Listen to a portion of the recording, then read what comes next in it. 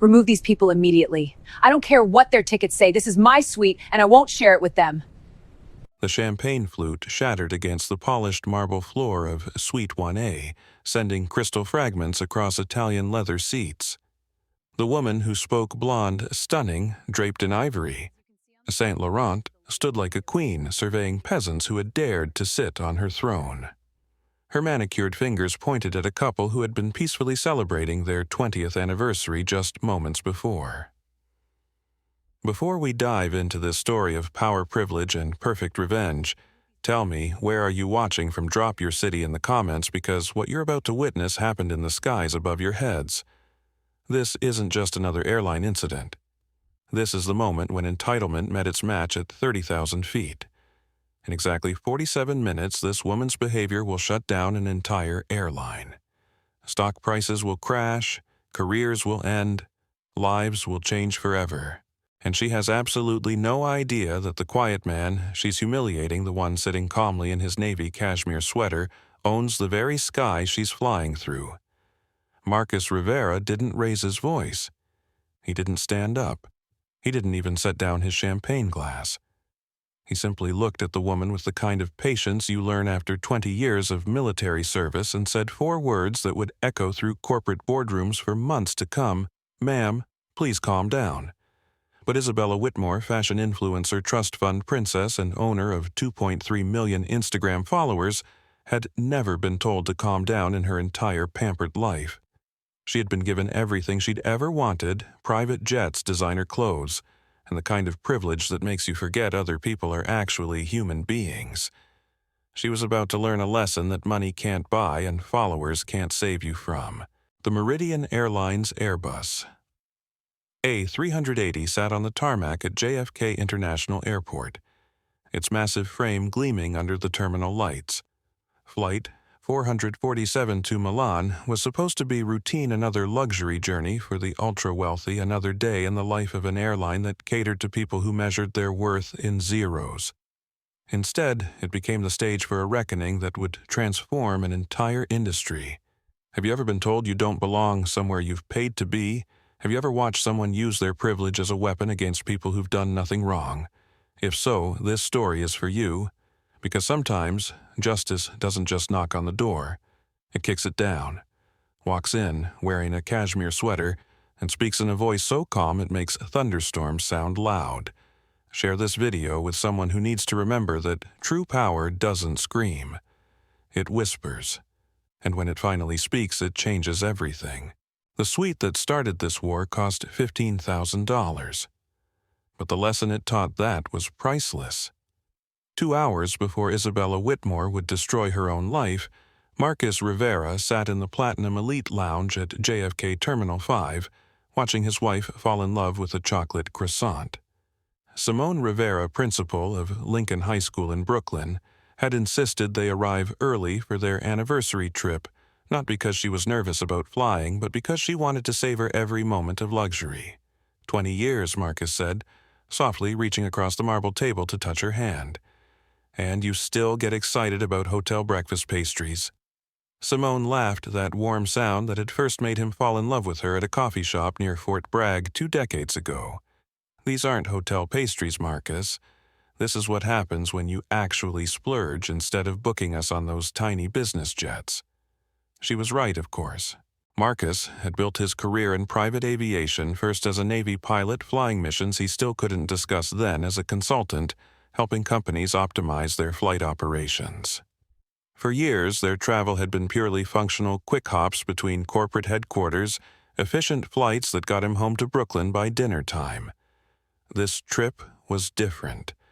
This trip was about them. Marcus studied his wife in the soft lounge lighting.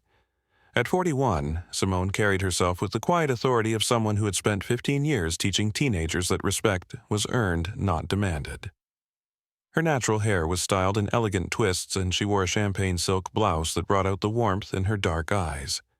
She looked radiant, successful, exactly like the accomplished woman she had always been. But Marcus knew the real reason she was savoring this moment. They had both grown up without money, real money, the kind that bought $15,000 airline suites. Simone's parents had worked double shifts to keep food on the table. Marcus had joined the military partly because it was his only path to college. Everything they had now they had built together, one careful decision at a time. "Do you remember our first anniversary?" Simone asked, breaking off another piece of croissant. "That little Italian place in Queens where the waiter kept forgetting our order, and you insisted on paying because you'd just gotten your teaching certification," Marcus replied. $57 for both of us, and you left a $20 tip because you said the waiter looked tired. He had 3 kids and was working 2 jobs. Simone's eyes softened with the memory. "You know what I love about this?"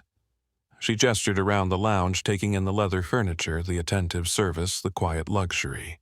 "It's not just that we can afford it now, it's that we still remember what it feels like when you can't." Marcus squeezed her hand. She had no idea how much money he'd actually made when he sold his consulting firm to Apex Global Holdings 3 years ago. The sale had been quiet-handled through shell companies and non-disclosure agreements. To Simone, he was just a successful aviation consultant who had finally decided to slow down and enjoy life. She didn't know he now owned controlling interest in half the airlines they'd ever flown. Marcus preferred it that way. Power, real power, worked best when it stayed quiet. He had learned that lesson in the military, refined it in business, and lived it every day in their Brooklyn neighborhood where he was just Mr. Rivera, the guy who helped kids with their math homework and fixed neighbors' cars on weekends. "Flight 447 to Milan first-class passengers may now begin boarding," the lounge attendant announced. Simone's face lit up like Christmas morning. "That's us. We're first-class passengers, Marcus. On our 20th anniversary, flying to Italy in a private suite." She stood up, smoothing her blouse. "I feel like Cinderella." Marcus followed her toward the boarding gate, carrying both their bags despite her protests.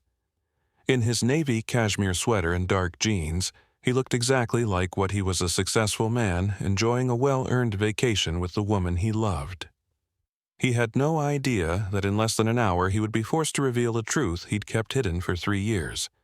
He had no idea that a spoiled socialite with too much time and too little sense would push him past the point of quiet diplomacy. Most importantly, he had no idea that this anniversary trip would become the most expensive lesson in respect that the aviation industry had ever witnessed. As they walked toward their gate, Simone slipped her arm through his. "Promise me something," she said, "anything. No work calls, no consulting emergencies, no mysterious phone conversations about operational efficiencies or whatever it is you actually do." She looked up at him with mock seriousness. "For the next 10 days, you're just my husband." "Deal." Marcus kissed the top of her head, breathing in the scent of her favorite lavender shampoo. "Deal," he said, meaning it completely. He had no way of knowing that promise would be impossible to keep. While Marcus and Simone Rivera were falling in love with chocolate croissants, Isabella Whitmore was destroying a hotel manager's day at the St. Regis Manhattan. She stood in the marble lobby, her ivory Saint Laurent blazer cut to perfection, her platinum blonde hair arranged in a chignon that had taken her stylist 2 hours to achieve. "Do you understand who I am?" Isabella's voice carried the particular tone of someone who had never been told no in her entire 29 years of existence. The hotel manager, a tired-looking man named Peterson, shifted uncomfortably behind his mahogany desk. "Miss Whitmore, I completely understand your position, but—" "My position," Isabella laughed a sound like breaking crystal. "My position is that I am Isabella Whitmore. My father owns Whitmore Technologies. I have 2.3 million followers across social platforms. When I post a review of this hotel, and I will, those followers listen." She leaned forward, her diamond tennis bracelet catching the lobby's chandelier light. "Now, I've asked for a very simple thing. I want the presidential suite comped for tonight because your elevator was 30 seconds slow yesterday.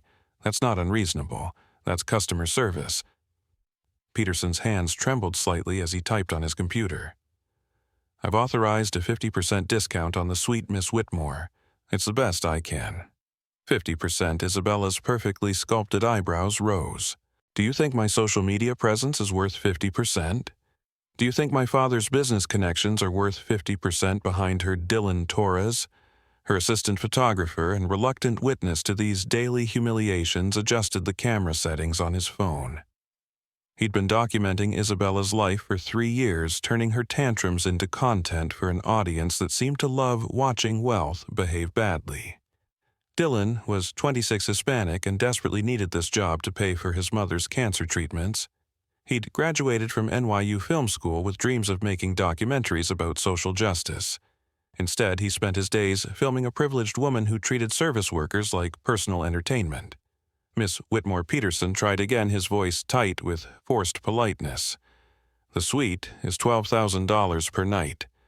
A 50% discount saves you $6,000. I think that's quite generous for an elevator delay. Isabella stared at him like he'd spoken in a foreign language. The concept of money having actual value of $6,000 being significant to anyone was completely alien to her experience. Her monthly allowance from her father's trust fund was more than most people's annual salary. Her shopping budget exceeded the GDP of small countries. You know what? Isabella pulled out her phone, a custom iPhone encrusted with actual diamonds. Let's let my followers decide if you're being reasonable. She switched to Instagram Live, and within seconds, her viewing audience climbed toward 5,000. Isabella had mastered the art of turning every minor inconvenience into viral content. Her followers loved watching her fight for respect against service workers who dared to treat her like a normal customer. "Hey, gorgeous humans," she purred into the camera, her voice switching to the saccharine tone she used for social media. "Isabella here, and I'm dealing with some serious discrimination at the St. Regis." This manager, she flipped the camera toward Peterson, who immediately tried to duck out of frame, thinks that a 50% discount makes up for terrible service. The comments started flowing immediately, a mix of supportive followers and increasingly critical voices. Isabella had noticed the criticism growing lately, but she attributed it to jealousy. People were just mad that she could afford things they couldn't. Anyway, darlings, I can't let this slide. If we don't demand better, we'll never get it. She ended the stream and slipped the phone back into her Hermès bag. "I'll be posting a full review later, Peterson. Make sure your corporate office sees it." She turned on her custom Louboutin heels and swept toward the exit, Dylan trailing behind her with their luggage cart. The afternoon sun hit her perfectly as they stepped onto Fifth Avenue, and she paused to let Dylan capture a few shots for her Instagram story. "Flight to Milan is in 3 hours, Dylan said, quietly checking his phone. "Car should be here in 10 minutes. Perfect. And Dylan, make sure you get good footage on the plane. I want to show everyone what real luxury travel looks like."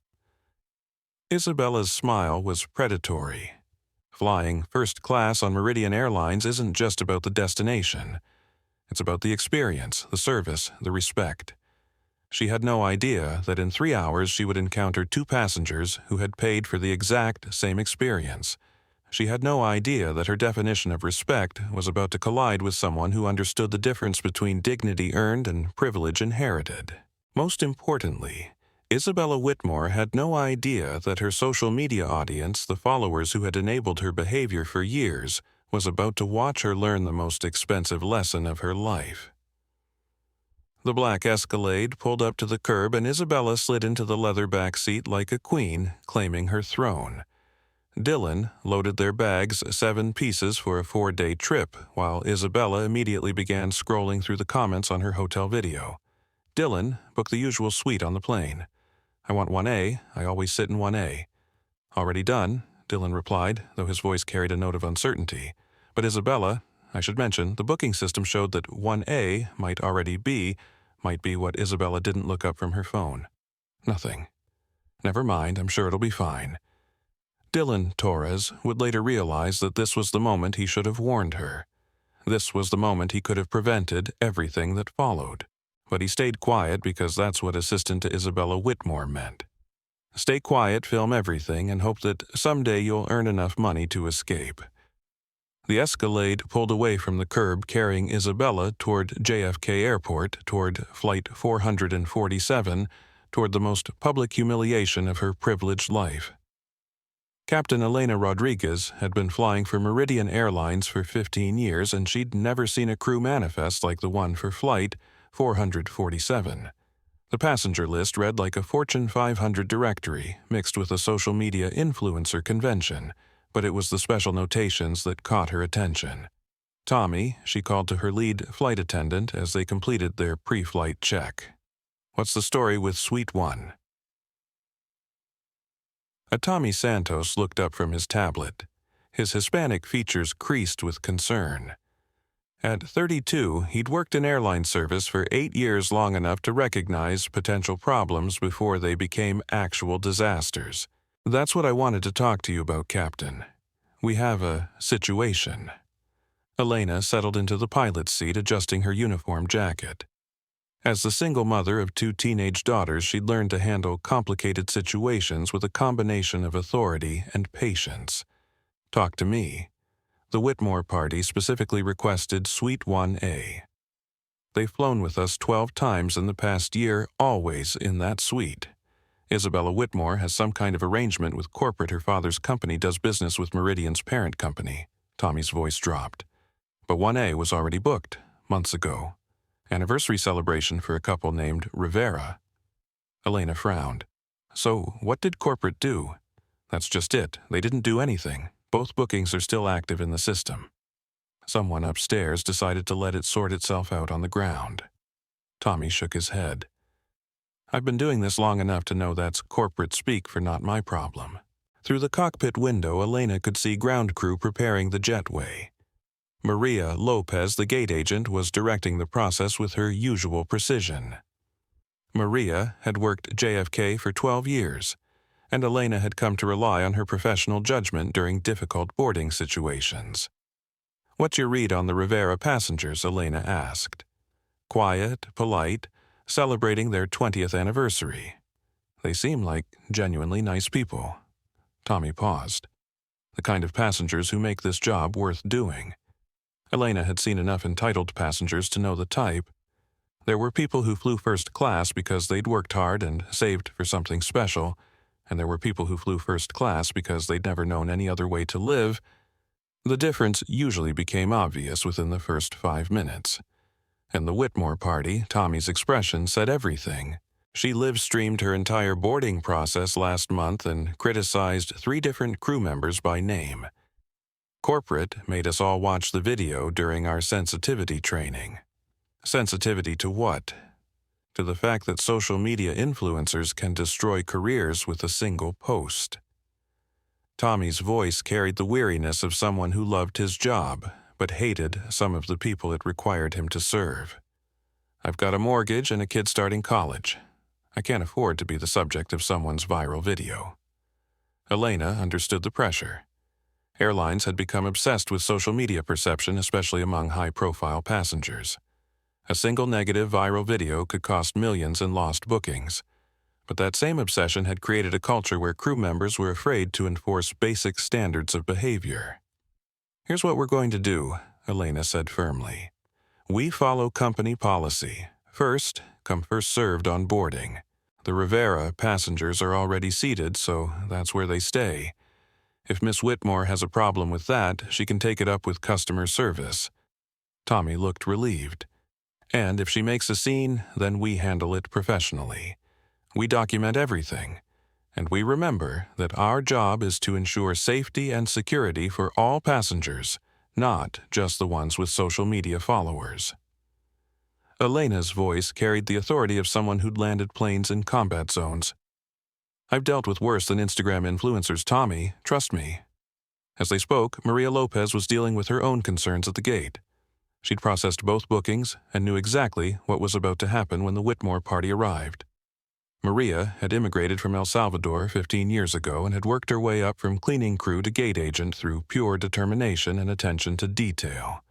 She believed in rules. Rules were what separated professional service from chaos.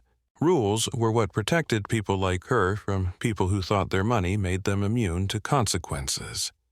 Maria checked her watch. The Rivera passengers had boarded 30 minutes ago, escorted personally to Suite 1A by the premium service team.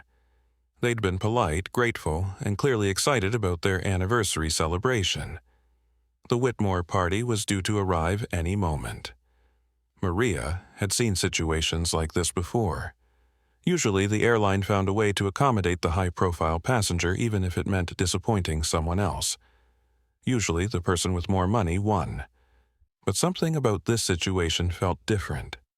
Something about the quiet confidence of Marcus Rivera, the way he'd thanked her for her help, the military bearing he carried without making a show of it. Maria Lopez was about to witness a master class in the difference between real power and borrowed privilege. She just didn't know it yet. Suite 1A was everything the brochure had promised and more. Marcus and Simone Rivera stepped into their private cabin and Simone actually gasped. The space was larger than some New York apartments, polished walnut paneling, cream Italian leather seats that converted into a full-size bed and a bathroom with an actual shower. "This is insane," Simone whispered, running her hand along the smooth surface of their dining table. "Marcus, this is absolutely insane. People live like this." A bottle of Dom Perignon, 2010, sat chilling in a crystal ice bucket flanked by 2 Baccarat champagne flutes. Fresh white orchids adorned every surface, and the lighting was warm and intimate, like an upscale restaurant rather than an airplane cabin. Tommy Santos appeared with a warm smile carrying a leather folder. "Mr. and Mrs. Rivera, welcome aboard Meridian Airlines Flight 447. I'm Tommy, your personal flight attendant for today's journey. Is this your first time in our residence suite? First and probably last," Marcus replied, settling into his seat. "This is our 20th anniversary gift to ourselves." "Congratulations," Tommy said warmly. 20 years is an incredible achievement. The captain asked me to let you know that we'll be making a special announcement in your honor once we're airborne. Simone beamed. "That's so thoughtful." "Thank you." Tommy opened the folder and began explaining the suite's amenities. The seat controls the entertainment system, the call button for service. Everything was designed to make passengers feel like they were in a private jet rather than a commercial aircraft. We'll be serving a 7-course tasting menu prepared by Chef Antoine Dubois, paired with wines selected by our sommelier. If you have any dietary restrictions or special requests, just let me know. Tommy's pride in his service was evident. "We want this to be an absolutely perfect experience."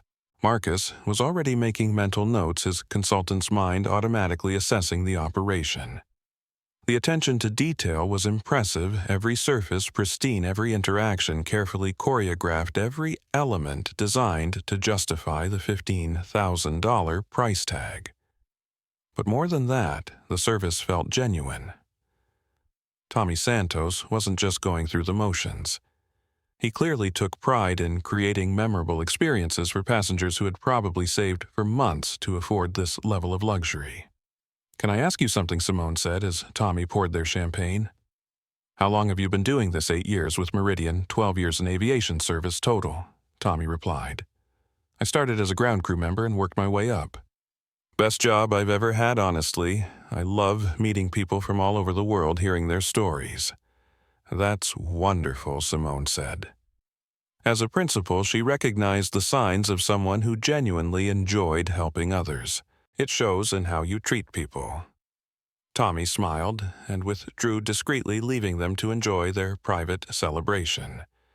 Simone raised her champagne glass, the crystal catching the cabin's soft lighting. "To 20 years, she said. "To 20 more, Marcus replied, clinking his glass against hers.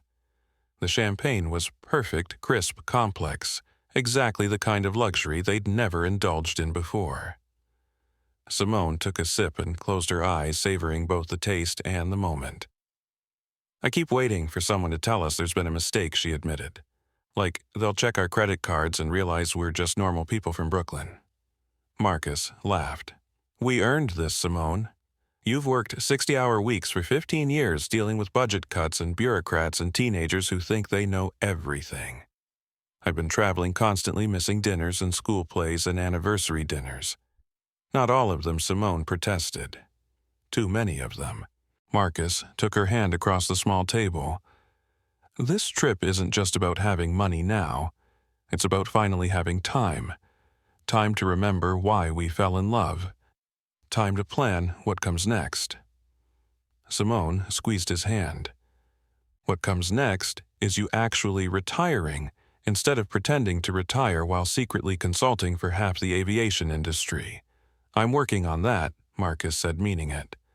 The sale to Apex Global was supposed to have been his exit strategy, but the company had kept pulling him back for special projects.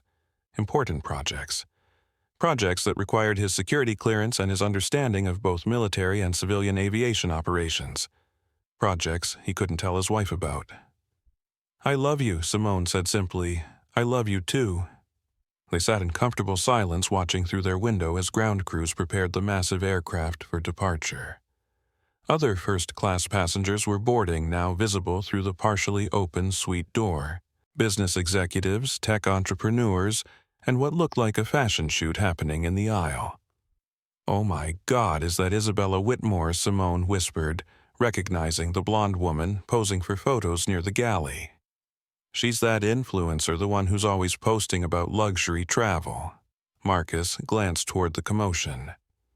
A young man with professional camera equipment was directing the photo shoot, while flight attendants waited patiently to continue their pre-flight service. Should we know who that is? Marcus asked. She has like 3 million followers or something. My students are always showing me her videos. Simone wrinkled her nose slightly. She's a lot, but I guess when you can afford to fly like this all the time, you get used to being the center of attention. As if summoned by their conversation, Isabella Whitmore's voice carried clearly across the first-class cabin. She was speaking to someone on her phone, her tone sharp and demanding. Dylan, I don't care what the booking system says. I always sit in 1A. Always. Fix this. Tommy Santos appeared in their doorway, his expression professional but slightly strained. Mr. and Mrs. Rivera, I apologize for the disturbance. We're just working through some seating logistics. Please don't worry, your suite reservation is completely confirmed. Simone felt a flicker of concern. Is everything okay? Everything's fine, Tommy assured her. Just normal first-class logistics. Please enjoy your champagne. I'll be back shortly with some appetizers. As Tommy walked away, Marcus watched him intercept Isabella Whitmore near the galley. Even from a distance, Marcus could read the body language of the conversation. Tension, frustration, the kind of customer service challenge that could escalate quickly if not handled correctly. Marcus had seen similar situations during his military career moments when competing interests and inflated egos created unnecessary conflict. Usually these situations resolved themselves through compromise and professional de-escalation. Sometimes they didn't. Marcus Simone said quietly, I think that woman is coming this way. Marcus turned toward the suite entrance just as Isabella Whitmore appeared in their doorway, Dylan Torres filming behind her. She looked at them both with the expression of someone who had discovered squatters in her vacation home. Excuse me, Isabella said, her voice carrying the particular entitlement of someone who had never been refused anything in her life. I think there's been some kind of mistake. I'm sorry, miss, but there's no mistake, Marcus said calmly, not bothering to stand. 20 years of marriage had taught him to recognize brewing storms, and Simone's hand was already reaching for his arm, her subtle signal that trouble was approaching. Isabella Whitmore stepped fully into their suite, Dylan Torres trailing behind with his camera. She moved with the fluid confidence of someone accustomed to taking up space wherever she went, her ivory Saint Laurent blazer catching the cabin's warm lighting. I'm Isabella Whitmore, she announced as if her name should rearrange reality around her presence. This is Suite 1A. This is where I sit. Always. Simone set down her champagne glass carefully, her principal instincts kicking in. She'd handled thousands of difficult conversations with entitled parents who believed their money should buy exceptions to school policy. Miss Whitmore, I'm sure this is just a misunderstanding, Simone said diplomatically, but we've been seated here for almost 30 minutes. Our boarding passes clearly show I don't care what your boarding passes show. Isabella interrupted, her voice rising. Dylan, are you getting this? Because this is exactly the kind of discrimination I've been talking about. Dylan Torres reluctantly raised his camera, but Marcus could see the discomfort in the young man's eyes. This wasn't the first time Dylan had been forced to document Isabella's confrontations with innocent people. "Ma'am," Marcus said, his voice carrying the quiet authority he'd learned commanding flight operations. "Perhaps you should speak with the flight crew. I'm sure they can help resolve whatever booking confusion occurred." Isabella's perfectly sculpted eyebrows rose. "Booking confusion? There's no confusion. You're sitting in my seat. The solution is very simple. You move." Tommy Santos appeared in the doorway, slightly out of breath. "Miss Whitmore, please, if we could just step out to the galley." "No," Tommy Isabella said without turning around. "We're going to solve this right here, right now. I'm not playing musical chairs with passengers who clearly don't understand airline etiquette." The phrase, airline etiquette, hit Marcus like a physical blow. He'd spent 15 years ensuring that military aircraft operations ran smoothly, safely, and professionally. He'd consulted with airlines across 6 continents on operational efficiency and customer experience. And now, this woman, this trust fund princess with a camera crew, was lecturing him about airline etiquette. Isabella Dillon said quietly, "Maybe we should let the airline staff handle this. Dillon, stop talking and keep filming." Isabella snapped. "My followers need to see how these companies treat loyal customers. When you're a VIP, when you're actually important, you shouldn't have to fight for basic respect." Simone's grip on Marcus's arm tightened. As a school principal, she'd learned to recognize the moment when a difficult conversation crossed the line from frustration into something uglier.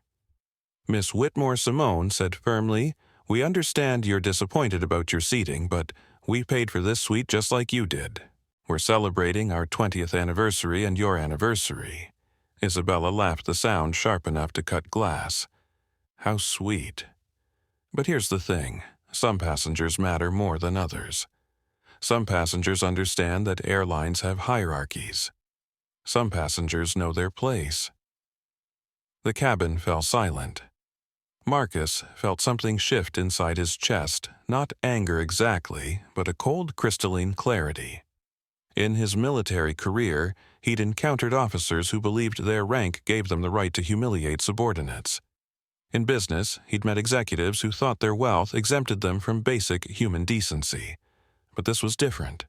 This was personal. Tommy Marcus said quietly, not taking his eyes off Isabella. "Perhaps you could call the captain. I think we need some clarification about airline policies." "Already on it," Tommy replied, his voice tight with professional strain. Isabella turned back to Marcus, her blue eyes flashing with the particular fury of someone unaccustomed to resistance. "You know what, fine. Call whoever you want. But I'm not moving until this gets sorted out properly."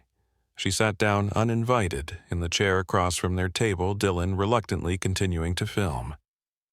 Isabella's Instagram live stream was already attracting thousands of viewers, the comments flowing faster than Dylan could read them. "So, here we are. Gorgeous humans." Isabella purred into the camera, her voice switching to the saccharine tone she used for social media.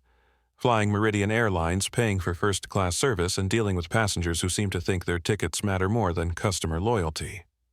Marcus watched her perform, recognizing something he'd seen in combat zones. The dangerous combination of fear and arrogance that made people do stupider things than they'd ever imagined possible. "This is the problem with airlines today," Isabella continued to her audience. "They let anyone buy first-class tickets, but they don't understand that some passengers deserve priority treatment. Real VIP service. Not just anyone with a credit card." Isabella Dillon whispered urgently, "The comments are getting pretty negative." "The comments are from jealous people who can't afford this lifestyle," Isabella replied without lowering her voice. "They don't understand what it's like to maintain standards." Simone looked at Marcus, her eyes wide with disbelief. In 15 years of dealing with difficult parents, she'd never encountered anything quite like this, someone so completely insulated from consequences that they couldn't recognize when they were destroying themselves in real time. Captain Elena Rodriguez appeared in the suite doorway, her uniform crisp and her expression professional but firm. Behind her stood Sarah Mitchell, the flight's senior purser, and Maria Lopez from the gate crew. "Good afternoon," Captain Rodriguez said calmly. "I understand we have a seating question that needs to be resolved." Isabella immediately stood, her demeanor shifting to the charm offensive she used with authority figures. "Captain, thank you so much for coming. I'm Isabella Whitmore. You might know my father, Richard Whitmore, from Whitmore Technologies. We've been loyal Meridian customers for years, and there seems to be some confusion about my usual suite." Captain Rodriguez looked at Tommy Santos. "What's the booking status?" "Both parties have confirmed reservations for Suite 1, Tommy replied. "The Rivera passengers boarded first and are properly seated according to their boarding passes." "Then the matter is resolved," Captain Rodriguez said simply. "Miss Whitmore, our customer service team can help you find alternate accommodations." "Alternate accommodations?" Isabella's voice rose to a pitch that made Dylan wince. "Captain, I don't think you understand who I am." Captain Rodriguez had commanded passenger aircraft through thunderstorms and emergency landings. She dealt with air rage medical emergencies and security threats. Isabella Whitmore's tantrum barely registered on her scale of serious problems. "Miss Whitmore, I understand exactly who you are. You're a passenger on my aircraft, and you'll follow the same boarding procedures as everyone else." Isabella Whitmore stared at Captain Rodriguez as if the woman had spoken in ancient Sanskrit. The concept that airline rules might apply to her, Isabella Whitmore, daughter of a tech billionaire owner of 2.3 million social media followers, was so foreign that she couldn't immediately process it.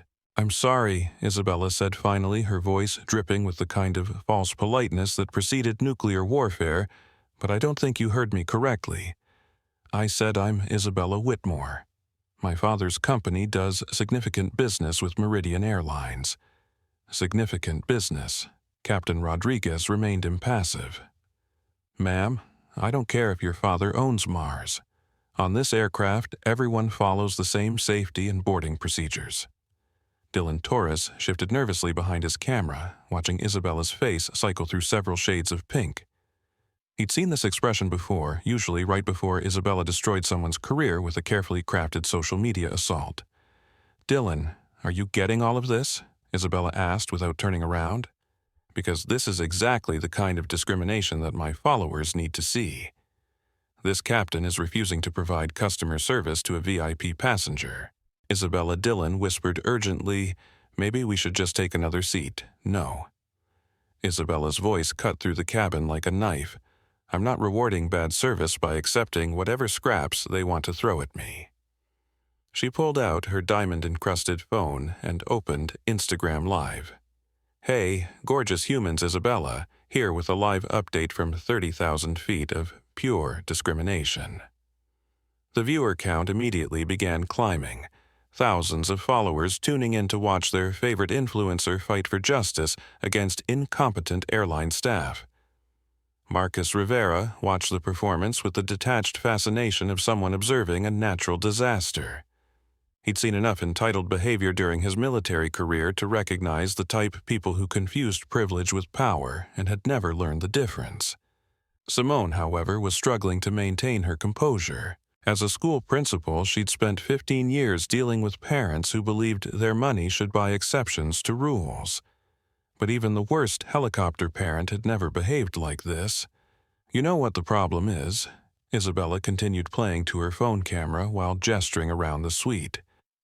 "These airlines have forgotten that loyalty matters. That VIP status means something. That some passengers deserve better treatment than others." She turned the camera toward Marcus and Simone, who remained seated calmly at their table. "I mean, look at this situation. These people—" She paused, her eyes narrowing as she really looked at the couple for the first time. "These people clearly don't understand the hierarchy of air travel." The phrase hung in the cabin air like poison gas. Captain Rodriguez felt her jaw clench. In 15 years of flying, she developed a sixth sense for conversations that were about to cross lines that couldn't be uncrossed. "Miss Whitmore, I'm going to need you to." Captain Marcus Rivera spoke for the first time since the confrontation began, his voice carrying the quiet authority of someone accustomed to being heard. Perhaps Miss Whitmore could explain what she means by these people. Isabella's live stream audience had grown to over 8,000 viewers, and the comments were becoming increasingly heated. Some supported Isabella's fight against bad service, but others were beginning to question her behavior and language. "I mean, people who don't understand airline etiquette," Isabella replied, but her voice carried a nervous edge. "People who don't understand that frequent flyers deserve priority treatment." "We've been flying for over 20 years, Simone said calmly. "My husband has probably logged more air miles than most people will see in their lifetime. We understand airline etiquette just fine." Sarah Mitchell, the senior purser, stepped forward. "Miss Whitmore, our records show that Mr. and Mrs. Rivera hold Platinum Elite status with our rewards program. They qualify for every VIP service we offer." Isabella's social media smile wavered. "Well, status can be earned in different ways. Some people get status because of who they are, not just because they buy tickets." "Who they are," Marcus repeated softly. The cabin fell silent except for the ambient noise of the aircraft's engines and air circulation systems. Even Dylan Torres lowered his camera slightly, sensing that something fundamental had shifted in the room. Tommy Santos had worked in customer service long enough to recognize the moment when a difficult situation became a crisis. "Captain, maybe we should know," Captain Rodriguez said firmly. "Miss Whitmore, I want to hear you explain exactly what you mean by that comment." Isabella looked around the cabin, suddenly aware that every crew member was staring at her. Her Instagram live stream was approaching 10,000 viewers, and the comments had become a mix of support and increasingly sharp criticism. "I mean that some passengers have earned their status through family connections and business relationships," Isabella said, her voice rising defensively. "Some passengers have contributed to the airline industry through investments and partnerships. Some passengers matter more because of their broader impact on the company." Marcus Rivera set down his champagne glass with the careful precision of someone who had just made a decision. "And you believe that your broader impact gives you the right to remove my wife and me from our paid seats. I believe in customer service hierarchies," Isabella replied. "I believe in treating VIP passengers with appropriate respect. I believe," she gestured broadly at the suite her designer bangles catching the light, "I believe that when you're somebody, you shouldn't have to fight for what you've earned." "What exactly have you earned?" Simone asked quietly.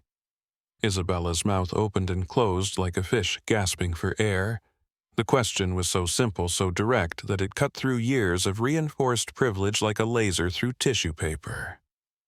"I've earned respect," Isabella said finally.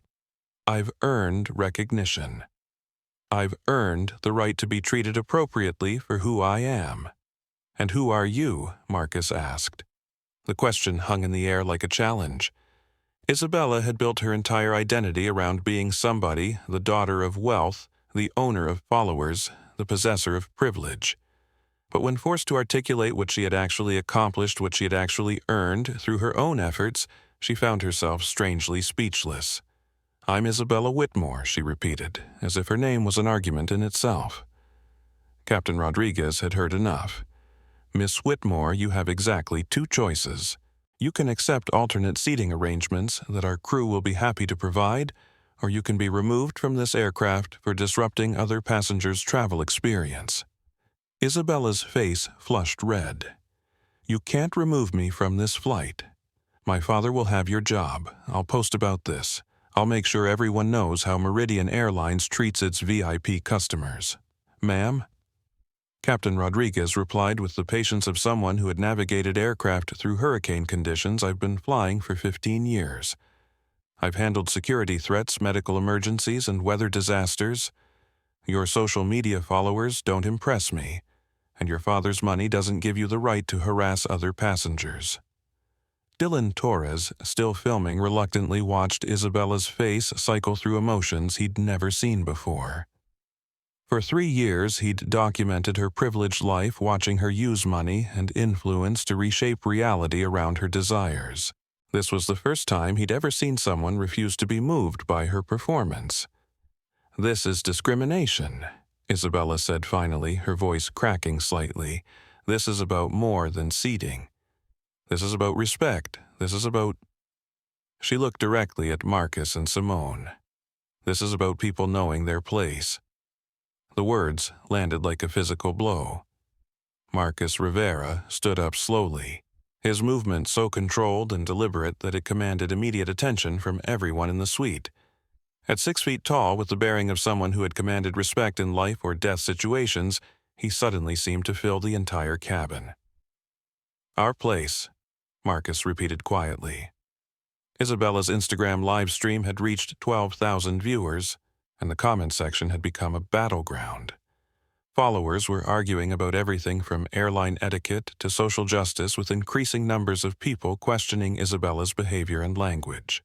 "I think," Marcus said, with the kind of calm that preceded thunderstorms, "it's time we discussed exactly who belongs where." He reached into his jacket pocket and pulled out his phone. Marcus Simone whispered, recognizing something in her husband's posture that she hadn't seen since his military days. "It's okay, sweetheart," Marcus replied softly, never taking his eyes off Isabella.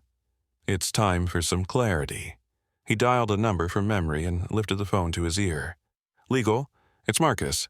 I need you to implement Emergency Protocol 7 for Meridian Airlines Flight 447. Isabella's confident smile wavered. "What are you doing? Who are you calling?" Marcus looked at her with the expression of someone who had finally run out of patience for foolishness. "I'm calling my lawyers, Miss Whitmore, because you're absolutely right, some passengers do matter more than others. Some passengers do have more influence than others. Some passengers can change an airline's entire operational structure with a single phone call." He paused, his dark eyes never leaving Isabella's increasingly pale face. "The question is, which passenger are you and which passenger am I?" Isabella Whitmore's confident smile began to crack like ice under pressure. She'd spent her entire adult life using mysterious phone calls and vague threats to get what she wanted, but something about Marcus Rivera's demeanor suggested his call was different, more real, more dangerous. "Who exactly do you think you're calling?" Isabella asked, but her voice carried a note of uncertainty that Dylan Torres had never heard before. Marcus held up one finger, not dismissive, just indicating he needed a moment to finish his conversation. "Yes, I understand the protocols. 47 minutes until implementation, thank you." He ended the call and slipped the phone back into his pocket with the deliberate precision of someone who had just set wheels in motion that couldn't be stopped. "I was calling my legal team," Marcus said calmly. "The same team that handles operational oversight for several major airlines, including this one." Captain Rodriguez felt something shift in the atmosphere of the cabin. She'd been flying long enough to recognize when a situation had layers she didn't understand, and Marcus Rivera's phone call carried the weight of someone who knew exactly which numbers to dial. Oversight for airlines. Isabella repeated her live stream, still broadcasting to over 14,000 viewers. What kind of oversight? "The kind that determines whether airlines maintain their operating certificates," Marcus replied. "The kind that reviews safety protocols, staffing decisions, and customer service standards. The kind that can ground an entire fleet pending investigation." Tommy Santos felt his stomach drop. He'd worked in aviation long enough to know that when someone mentioned operating certificates in the context of customer service incidents, careers were about to end badly. "You're bluffing," Isabella said, but her voice lacked its earlier conviction. "You're some random passenger trying to sound important." Marcus looked at her with something approaching pity. "Miss Whitmore, in the past 10 minutes you've accused my wife and me of not knowing our place, suggested that some passengers matter more than others based on who they are rather than what they've paid, and live-streamed yourself harassing paying customers." He gestured around the luxurious suite. "Do you have any idea how much negative publicity this aircraft manufacturer, this airline, and this airport could face if your behavior continues to be broadcast to thousands of people?" Dylan Torres watched Isabella's face cycle through several shades of pale. As her videographer, he'd been monitoring the live stream comments, and they had taken a decidedly negative turn. What had started as support for Isabella's fight against bad service had become a stream of criticism about her entitled behavior and questionable language. The negative publicity, Isabella laughed, but it sounded forced. "I'm creating negative publicity. I'm the one being discriminated against here, are you?" Simone Rivera asked quietly. She'd remained seated throughout the confrontation, but her voice carried the authority of someone who'd spent 15 years mediating conflicts between teenagers with overactive egos. Because from where I'm sitting, you walked into our paid suite, demanded we leave, filmed us without permission, and made several comments that sounded suspiciously like... She paused. Well, like discrimination. Isabella's phone buzzed with notifications. Her Instagram live stream was attracting attention from major social media aggregators, and not the kind of attention she wanted. Screenshots of her comments were being shared across Twitter, TikTok, and Reddit, often accompanied by critiques of her behavior and language. "This is ridiculous," Isabella said, but she was scrolling through notifications on her phone, and her face was growing paler with each swipe. "I'm not discriminating against anyone. I'm just fighting for proper customer service." Captain Rodriguez had reached the limit of her patience.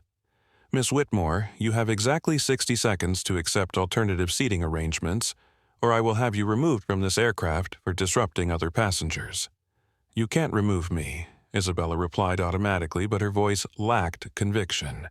"I'll sue. I'll post about this. I'll make sure everyone knows everyone already knows, Dylan," Torres said quietly, speaking for the first time since the confrontation began. "Isabella, the live stream has 16,000 viewers, and they're not on your side." Isabella stared at him as if he'd grown a second head. Dylan had been her loyal assistant for 3 years, documenting her lifestyle, enabling her behavior, never questioning her treatment of service workers or strangers. "What do you mean, they're not on my side?"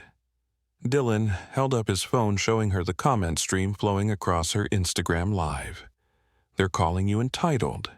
They're saying you're being racist. They're asking why you think you can treat people like this just because you have money."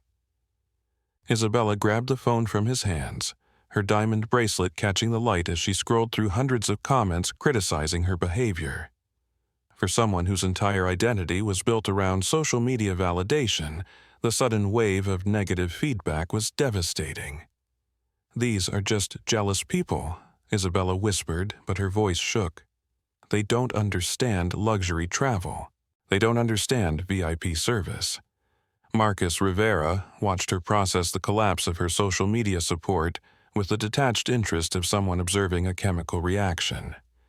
He'd seen similar breakdowns during his military career, moments when people who relied entirely on external validation suddenly found themselves isolated and exposed. Miss Whitmore, Marcus said gently, "Perhaps this would be a good time to end your live stream and have a private conversation about how we resolve this situation." Isabella looked around the cabin wildly, suddenly aware that she was surrounded by airline crew passengers and her own assistant, all of whom were staring at her with expressions ranging from professional concern to outright disapproval. "I don't need to have a private conversation," Isabella said, but her voice was rising toward panic. "I need this situation fixed. I need proper customer service. I need..." She turned back to Captain Rodriguez. "I need to speak to whoever is actually in charge here." Captain Rodriguez exchanged glances with Tommy Santos and Sarah Mitchell. The crew had been trying to de-escalate the situation professionally, but Isabella's behavior was creating exactly the kind of incident that Airline spent millions trying to avoid. Miss Whitmore, Captain Rodriguez said carefully, "I am in charge of this aircraft, but if you'd like to speak with airline management..." "Not airline management," Isabella interrupted. "I mean actual management. People who understand customer hierarchies. People who understand that some passengers deserve better treatment than others." The cabin fell silent again. Marcus Rivera felt something cold and sharp settle in his chest. In his military career, he'd encountered bigotry disguised as protocol, discrimination wrapped in bureaucracy, hatred dressed up as policy. But this was different. This was someone who genuinely believed that human worth could be measured by bank account balances and social media followers. Customer hierarchies. Marcus repeated slowly. "Yes," Isabella said, sensing that she might finally be getting through to someone. "Exactly. Airlines have to prioritize certain passengers based on their value to the company, based on their importance. Based on..." She gestured vaguely. based on who they are. Simone Rivera felt her husband's tension like electricity in the air. She'd been married to Marcus for 20 years, long enough to recognize when his military training was overriding his civilian politeness. Marcus, Simone said quietly, "Maybe it's time." Marcus looked at his wife, then at Isabella Whitmore, then at the crew members who were waiting for direction about how to handle a situation that had spiraled beyond normal customer service protocols. "You're absolutely right," Miss Whitmore, Marcus said finally. "Airlines do have to prioritize certain passengers. They do have to consider passenger value to the company.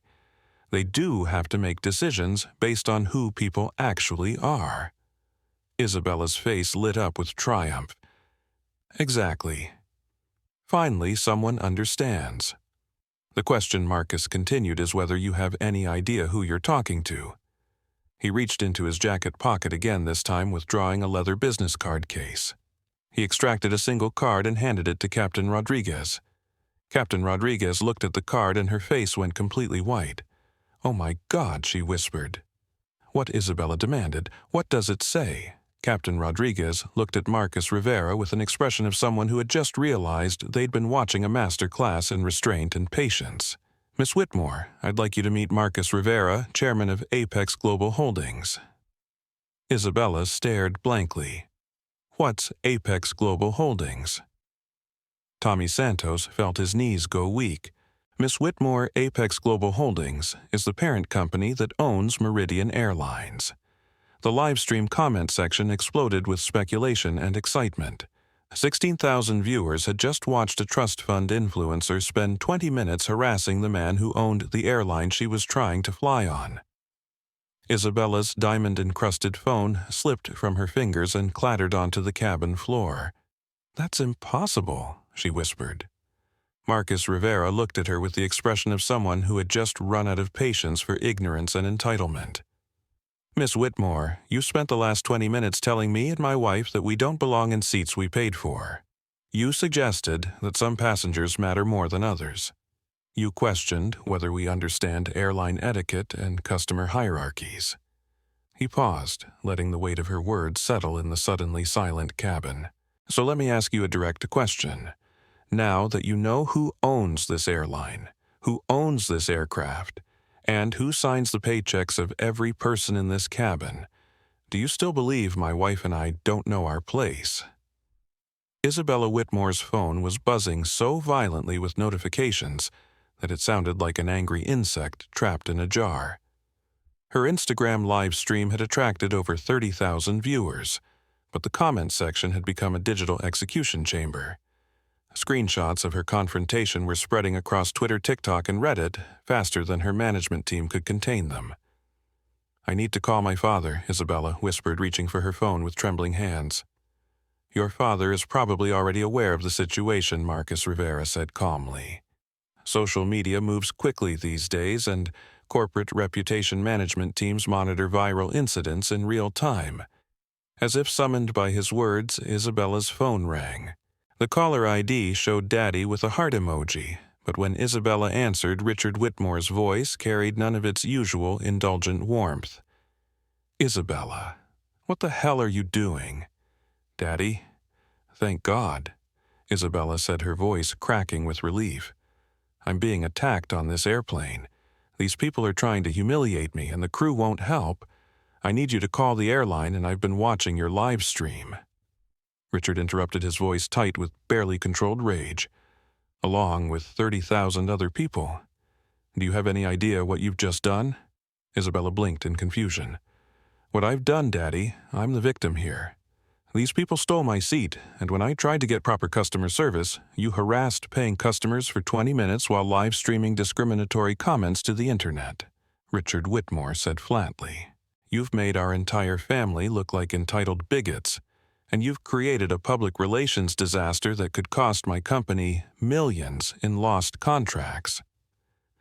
The cabin fell silent except for the ambient noise of the aircraft and Isabella's increasingly panicked breathing. "But Daddy, these people, they don't belong in first class. They don't understand airline hierarchies.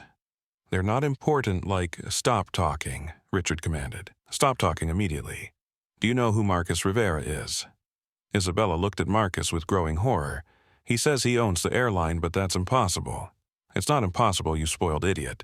Marcus Rivera is the chairman of Apex Global Holdings, which owns majority stakes in 6 major airlines, including Meridian. He's worth more than my entire company, and you just spent 20 minutes live streaming yourself discriminating against him and his wife.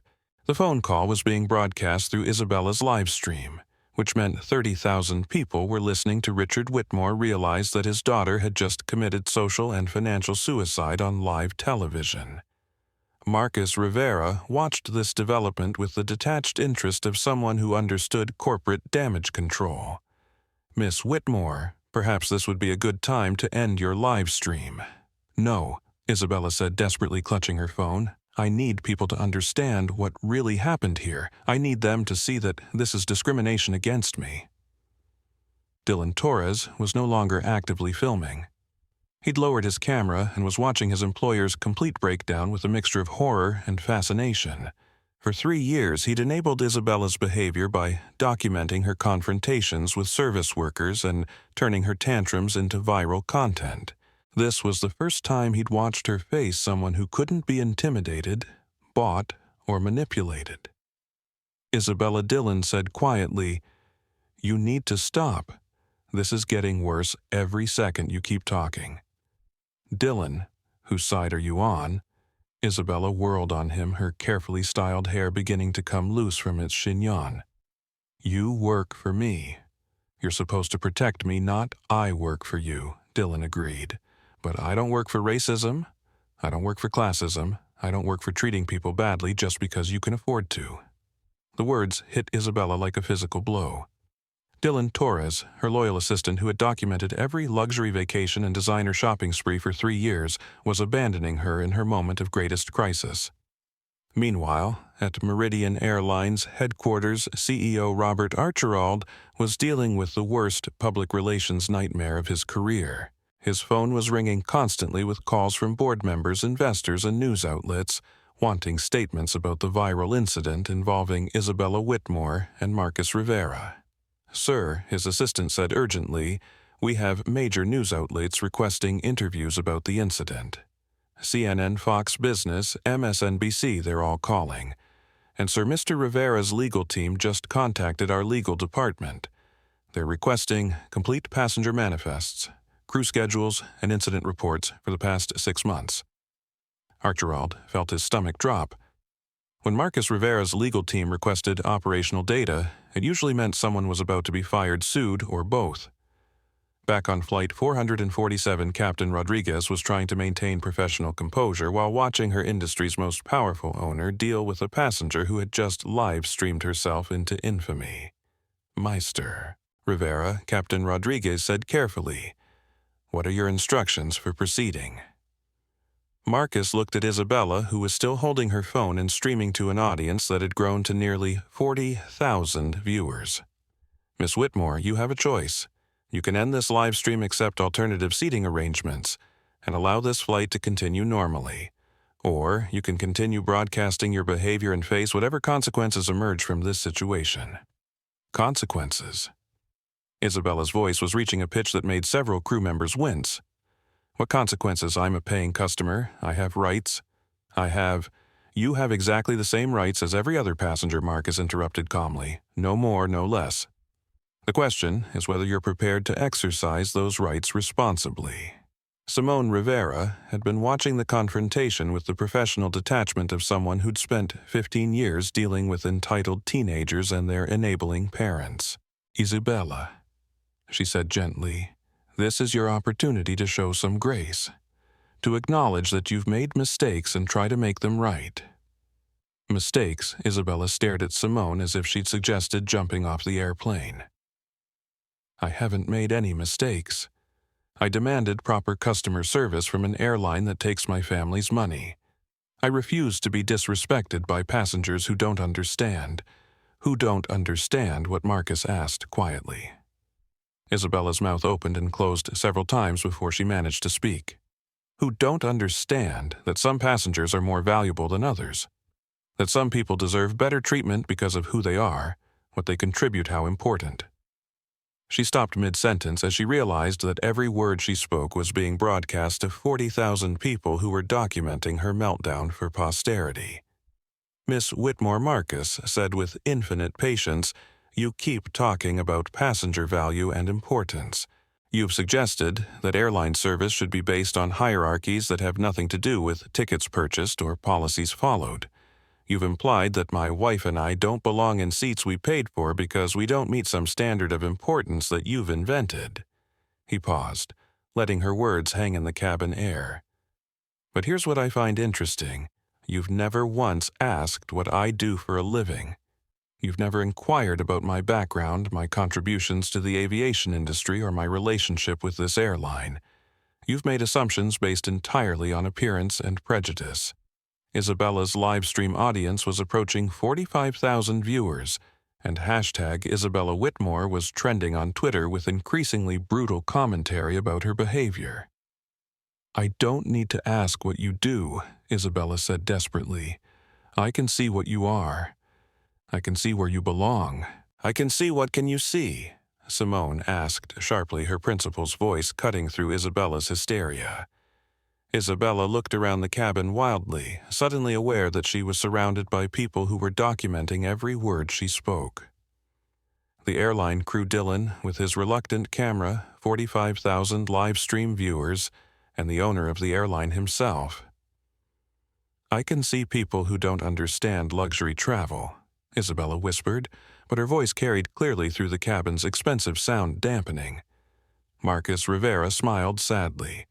"Miss Whitmore, I've been traveling in luxury aircraft since before you were old enough to have a passport. I've consulted on the design of premium cabins for 6 major airlines. I've personally reviewed the service protocols that govern every aspect of first-class travel." He gestured around the suite where they stood. "More importantly, I own this airline. I own this aircraft. I approve the policies that govern how passengers are treated, how seats are assigned, and how crew members handle customer service situations." Isabella's face went completely white. "So, when you tell me that I don't understand luxury travel, that I don't belong in first class, that I don't know my place, you're not just insulting a fellow passenger, you're insulting your host."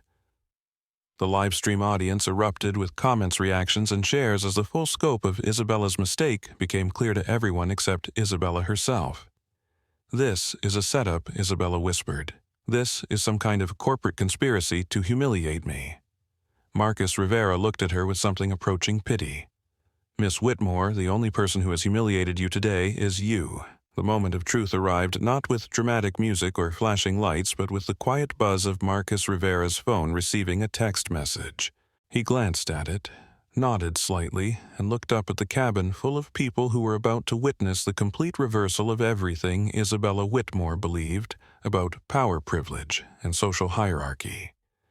Miss Whitmore Marcus said calmly, "My legal team has just confirmed that your live stream has been viewed by over 50,000 people in the past hour. Screenshots of your comments have been shared across every major social media platform, and major news outlets are beginning to pick up the story." Isabella's face cycled through several shades of pale as she processed this information. Her social media career was built on viral content, but this was viral in exactly the wrong way. That's good," she stammered. "People need to see how airlines treat VIP customers. They need to understand that you spent an hour harassing the owner of the airline while live streaming discriminatory comments to the internet," Marcus interrupted gently. "They need to understand that when you talked about passengers knowing their place, you were talking to someone whose place is at the top of this company's organizational chart." Dylan Torres had stopped pretending to film professionally. He was now openly documenting Isabella's meltdown with the fascination of someone watching a natural disaster unfold in real time. Isabella Dylan said quietly, "You need to end this stream. You need to apologize. You need to. I need nothing." Isabella's voice cracked like a whip through the cabin. "I need people to understand that this is a setup, that this man isn't really who he says he is, that this is some kind of elaborate prank designed to humiliate me." She sat down uninvited in the chair across from their table, Dylan reluctantly continuing to film. Isabella's Instagram live stream was already attracting thousands of viewers, the comments flowing faster than Dylan could read them. Captain Rodriguez felt her patience reach its absolute limit. "Miss Whitmore, I've personally verified Mr. Rivera's identity through our corporate security protocols. He is exactly who he says he is. You are exactly who you've shown yourself to be. And this aircraft cannot remain on the ground indefinitely while you process reality." Simone Rivera had been watching Isabella's breakdown with the professional concern of someone who'd spent 15 years helping teenagers navigate emotional crises. But this was different. This wasn't a confused adolescent acting out. This was an adult woman who had never learned that actions have consequences. Isabella Simone said gently, "This is your last opportunity to show some dignity. To end this stream, apologize to the people you've harassed and accept that you've made serious mistakes." Mistakes, Isabella's voice reached a pitch that made several passengers in nearby suites peer through their curtains. The only mistake was booking with an airline that allows passengers like you in first class. The words hung in the cabin air like toxic gas. Every crew member went completely still. Dylan Torres lowered his camera entirely. The live stream audience of 50,000 people exploded with outrage. And Marcus Rivera looked at Isabella Whitmore with an expression that somehow managed to combine disappointment, pity, and absolute finality. "Passengers like us," Marcus repeated quietly. "Yes," Isabella said desperately, as if doubling down on discrimination might somehow save her from the consequences of her behavior. "Passengers who don't understand the hierarchy of air travel. Passengers who don't realize that some people deserve better treatment than others. Passengers who need to learn their place in the Miss Whitmore." Marcus's voice cut through her tirade like a blade through silk. "I want to make sure I understand your position completely. You believe that airline service should be based on social hierarchies rather than purchased tickets. You believe that some passengers deserve better treatment than others based on who they are rather than what they've paid. You believe that my wife and I should learn our place because we don't meet your standards of importance." "Yes," Isabella said, as if she'd finally gotten through to someone. "Exactly. Finally, someone understands." "I understand perfectly," Marcus said softly. "You've just explained in front of 50,000 live stream viewers and a cabin full of airline employees that you believe commercial aviation should operate according to racial and social hierarchies that determine passenger worth based on appearance and prejudice." Isabella's mouth opened and closed silently as the full weight of what she'd said settled into her consciousness. "More importantly," Marcus continued, "you've revealed that these beliefs are so fundamental to your worldview that even when confronted with evidence that you're wrong, even when told explicitly who I am and what I own, you chose to double down on discrimination rather than admit you made a mistake." At Meridian Airlines headquarters, CEO Robert Archibald was watching Isabella's live stream with the horrified fascination of someone witnessing his company's reputation implode in real time. Emergency board meetings were being called, public relations firms were being contacted, legal teams were being assembled. But most importantly, Marcus Rivera's office had just sent a formal notice that Apex Global Holdings was initiating an immediate operational review of all Meridian Airlines customer service policies and procedures. Sir Archibald's assistant said urgently, "Mr. Rivera's legal team is requesting complete access to our training materials, customer service protocols, and incident reports for the past 2 years. They're also requesting detailed information about any special arrangements we've made for the Whitmore family." Archibald felt his career flash before his eyes. Special arrangements for VIP customers weren't necessarily illegal, but they became problematic when those arrangements enabled or encouraged discriminatory behavior toward other passengers. Back on Flight 447, Isabella Whitmore was finally beginning to understand that her social media live stream had documented the complete destruction of her privileged life. 50,000 people had watched her reveal herself to be exactly the kind of person that corporate America spent millions trying to distance itself from. "This isn't over," Isabella said desperately. "My father will sue. My lawyers will prove that this was discrimination against me. My followers your followers are watching you discriminate against other passengers in real time, Dylan Torres said quietly.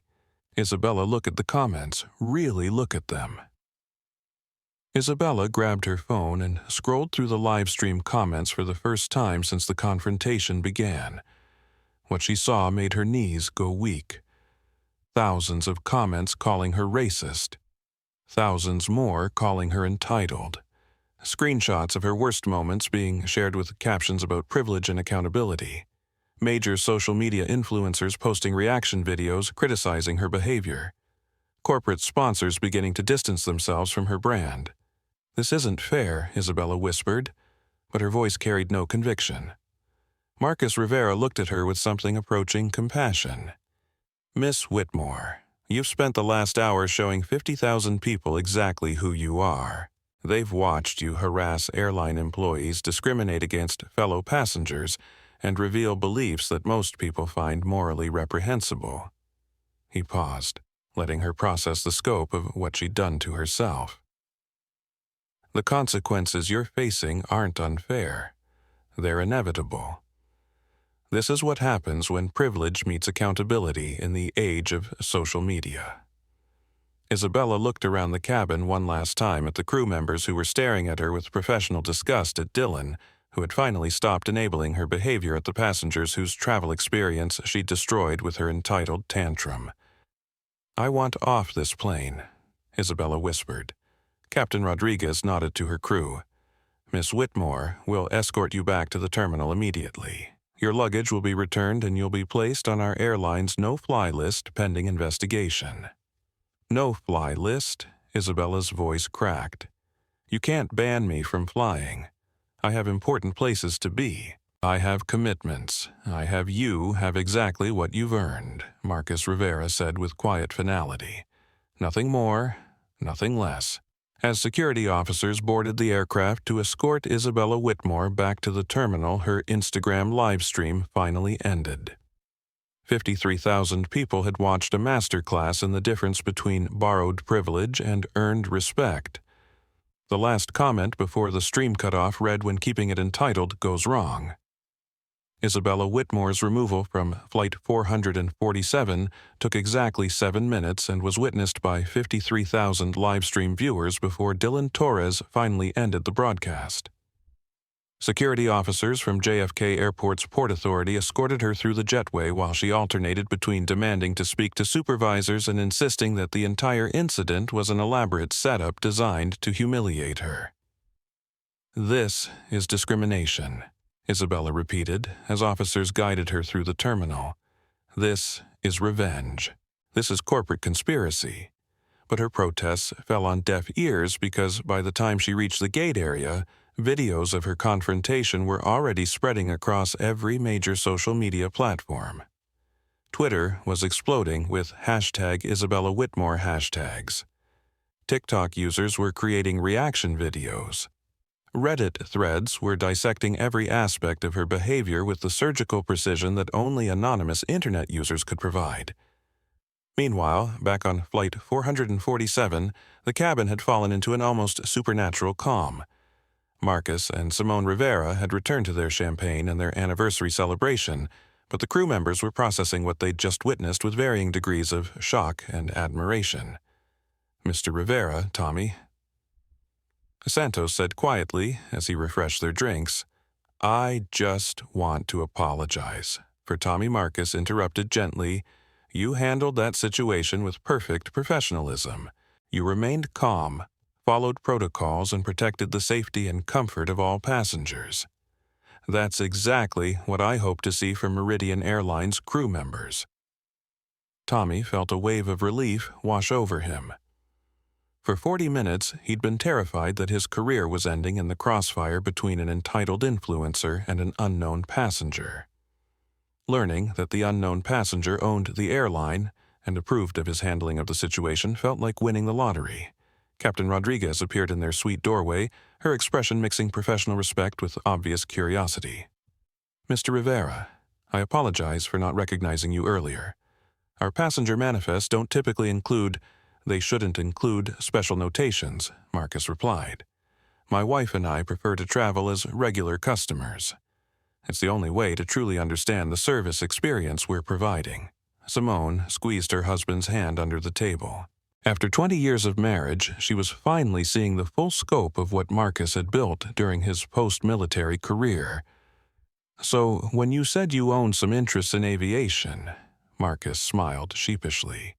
I may have understated things slightly. Slightly, Simone stared at him. You own the airline, Marcus. You own this airplane. You own? She gestured around the luxurious suite. How much of the aviation industry do you actually control? Before Marcus could answer, his phone buzzed with an urgent call from his legal team. Excuse me, he said to Captain Rodriguez and Simone. I need to take this. The conversation was brief but intense. Marcus listened, asked several pointed questions, and gave what sounded like very specific instructions about corporate procedures and public relations protocols.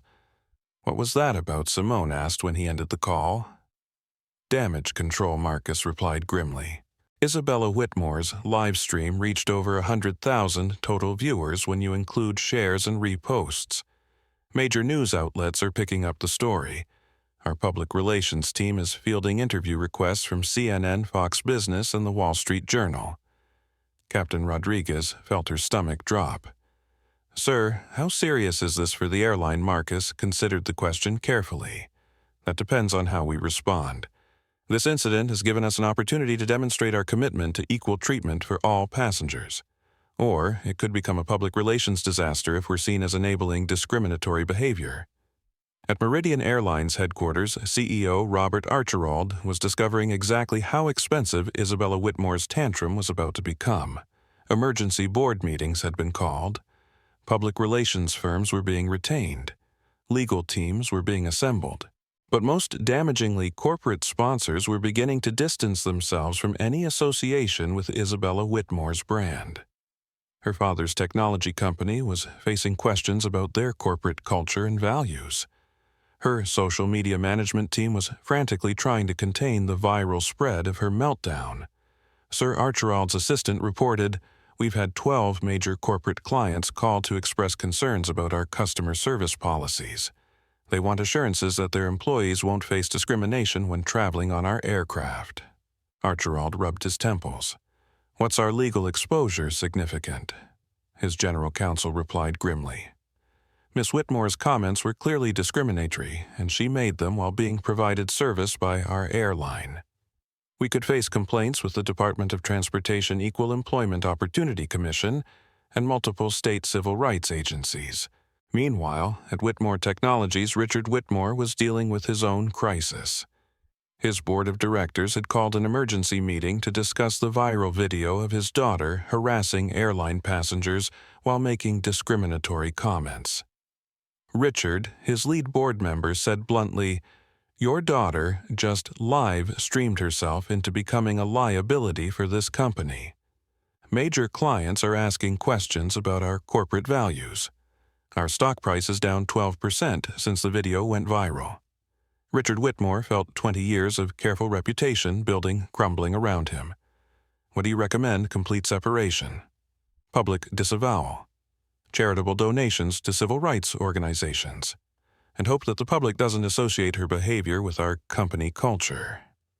Back on Flight 447, Dylan Torres was processing his own career implosion. For 3 years, he'd documented Isabella's privileged lifestyle, turning her confrontations with service workers into viral content that earned millions of views and substantial advertising revenue. Now, those same videos were being re-examined through the lens of Isabella's discriminatory meltdown. Social media users were sharing clips of her previous incidents, highlighting patterns of entitled behavior that had been celebrated as fighting for respect, but now looked like targeting of working people. Dylan's phone was buzzing constantly with messages from other influencers, talent management companies, and documentary filmmakers who wanted to know if he had additional footage of Isabella's behavior behind the scenes. Mr. Rivera, Dylan said quietly, approaching Marcus and Simone's suite. "I owe you an apology. For 3 years, I've been documenting Isabella's behavior without questioning whether what she was doing was right. I enabled her treatment of service workers because I needed the job, but that's not an excuse. Marcus looked at the young man with interest. What will you do now? I'm going to use my footage to create a documentary about privilege, entitlement, and accountability in social media culture, Dylan replied. I want to show people how easy it is to enable bad behavior when you're afraid of losing income or status. Simone smiled at him. That sounds like a much better use of your talents. As Flight 447 finally prepared for departure nearly 2 hours behind schedule, the full scope of Isabella Whitmore's consequences was becoming clear. She'd been banned from Meridian Airlines pending investigation. Her social media accounts were hemorrhaging followers. Corporate sponsors were terminating contracts. Her father's company was distancing itself from her publicly. Most importantly, she'd provided the aviation industry with a perfect case study in how not to treat fellow passengers, airline employees, and basic human dignity. Marcus Simone said as their aircraft finally began to taxi toward the runway, "Do you think she'll learn anything from this?" Marcus considered the question while watching JFK Airport slide past their window. People like Isabella Whitmore usually learn only when the consequences become more expensive than the behavior. Today might have been expensive enough. Captain Rodriguez's voice came over the intercom as they approached the runway. "Ladies and gentlemen, this is your captain speaking. I apologize for our departure delay, but I'm pleased to report that we're now cleared for takeoff. Our flight time to Milan will be approximately 8 hours, and we expect smooth skies for the entire journey." She paused, then added something that wasn't in the standard announcement script. "Here at Meridian Airlines, we are committed to ensuring that every passenger, regardless of background appearance or social media following, receives respectful professional service. Thank you for flying with us, and congratulations to Mr. and Mrs. Rivera on their 20th anniversary."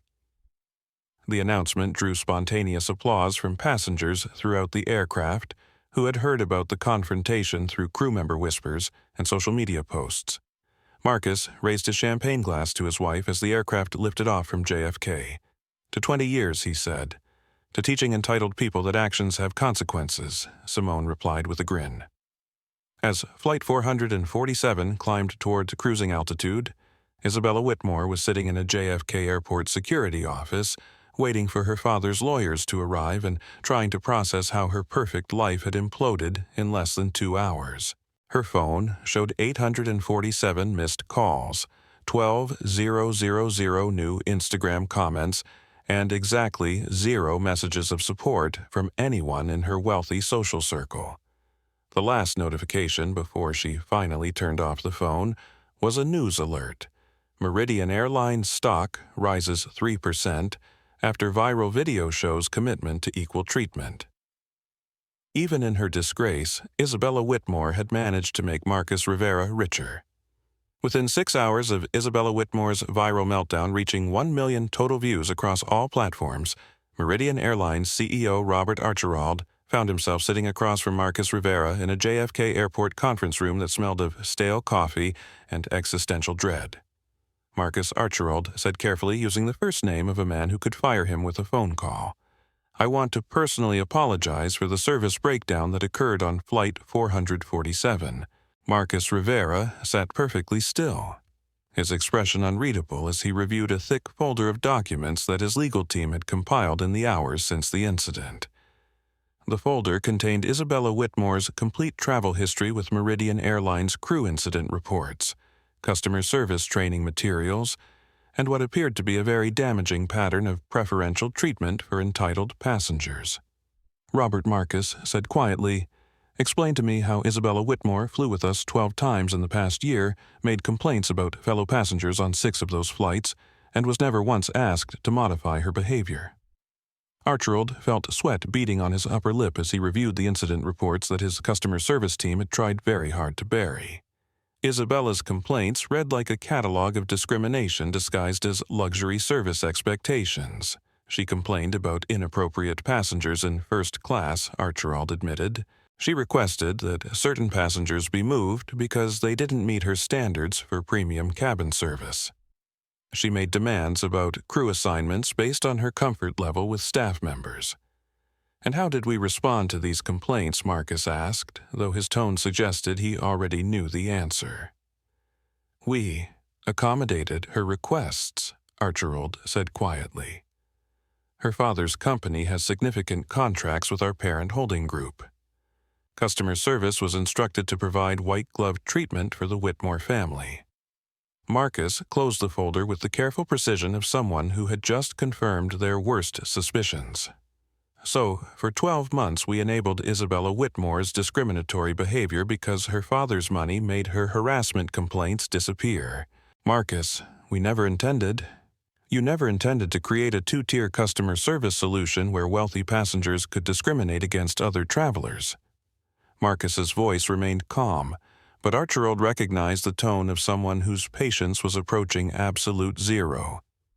"You never intended to train crew members that certain passengers' complaints mattered more than others' right to equal treatment." The silence in the conference room was deafening. "Show me the training materials," Marcus said. Archibald reluctantly slid another folder across the table. The customer service training protocols made for deeply uncomfortable reading. Instructions for handling VIP passenger concerns included language about maintaining appropriate cabin atmospheres and ensuring that premium customers weren't disturbed by incompatible passenger demographics. Marcus read through the materials with the clinical attention of someone conducting an autopsy on corporate ethics. These training materials explicitly instruct crew members to accommodate passenger requests for seating changes based on their comfort level with other travelers. "It's industry standard practice. It's institutionalized discrimination," Marcus interrupted. "You've created official policies that allow wealthy passengers to exclude others from first-class cabins based on prejudice disguised as preference." At that moment, Simone Rivera entered the conference room fresh from a shopping trip through JFK's luxury retail corridors. She'd been giving her husband space to handle the corporate response to Isabella's meltdown, but her principal's instincts told her this was exactly the kind of meeting that benefited from educational oversight. "How bad is it?" Simone asked, settling into a chair next to Marcus. "We've been enabling discrimination for at least a year," Marcus replied, sliding the training materials toward his wife. "Possibly longer." Simone read through the documents with the horrified fascination of someone who'd spent 15 years fighting exactly this kind of institutional bias in educational settings. "These policies would be illegal in any public school district in the country. They're problematic in commercial aviation, too," Marcus said grimly. "Robert, I need you to explain how senior airline executives approved training materials that explicitly accommodate racial and social profiling by passengers." Archibald looked like a man who was watching his career flash before his eyes. "Marcus, the aviation industry operates in a competitive environment where customer satisfaction scores drive profitability. When high-value customers make complaints, we're incentivized to address those concerns quickly and completely. Even when those complaints are based on discrimination, even when those complaints are difficult to address through standard procedures." Marcus Rivera had served in combat zones where split-second decisions determined whether people lived or died.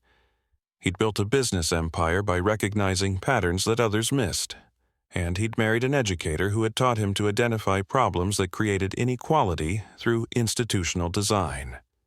What Meridian Airlines had done was create a solution that allowed wealthy passengers to purchase immunity from having to share space with people they didn't want to see. "Robert, here's what's going to happen," Marcus said, with the tone of someone issuing orders rather than suggestions. "Every employee who enabled Isabella Whitmore's discrimination will be terminated immediately. Every training material that accommodates passenger prejudice will be rewritten completely. Every customer service policy that creates different treatment based on passenger wealth will be eliminated permanently. Marcus, it's going to require a complete cultural transformation of this airline."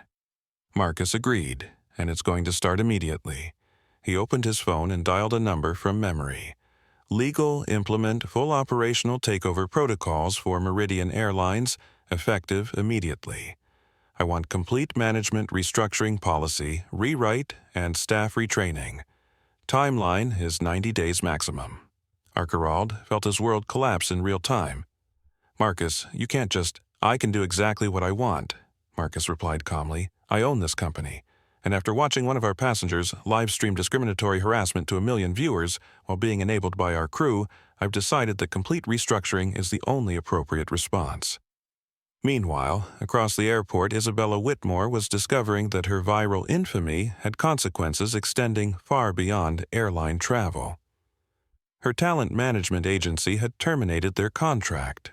Her primary social media sponsors had pulled their agreements.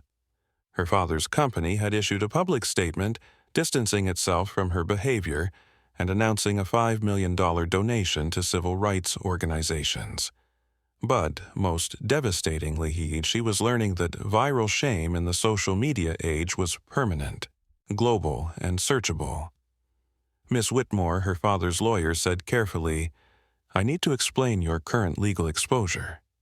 The incident was broadcast live to over 50,000 viewers and has now been viewed more than 1 million times across platforms. You made explicitly discriminatory statements while being provided service by a commercial airline, creating potential liability under federal civil rights laws. Isabella stared at the lawyer as if he were speaking in a foreign language. But I didn't do anything illegal. I just demanded proper customer service. You harassed fellow passengers based on their appearance and repeatedly suggested that they didn't belong in first-class accommodations because of who they were. The lawyer replied grimly. You live-streamed this behavior while explicitly discussing passenger hierarchies based on social and racial characteristics. Those aren't racial characteristics, Isabella protested. Those are customer service categories. Some passengers are more important than others. That's just business reality. The lawyer exchanged glances with Isabella's father, who was sitting in the corner looking like a man who had just watched his reputation implode on a live television. Isabella Richard Whitmore said quietly, You need to understand something.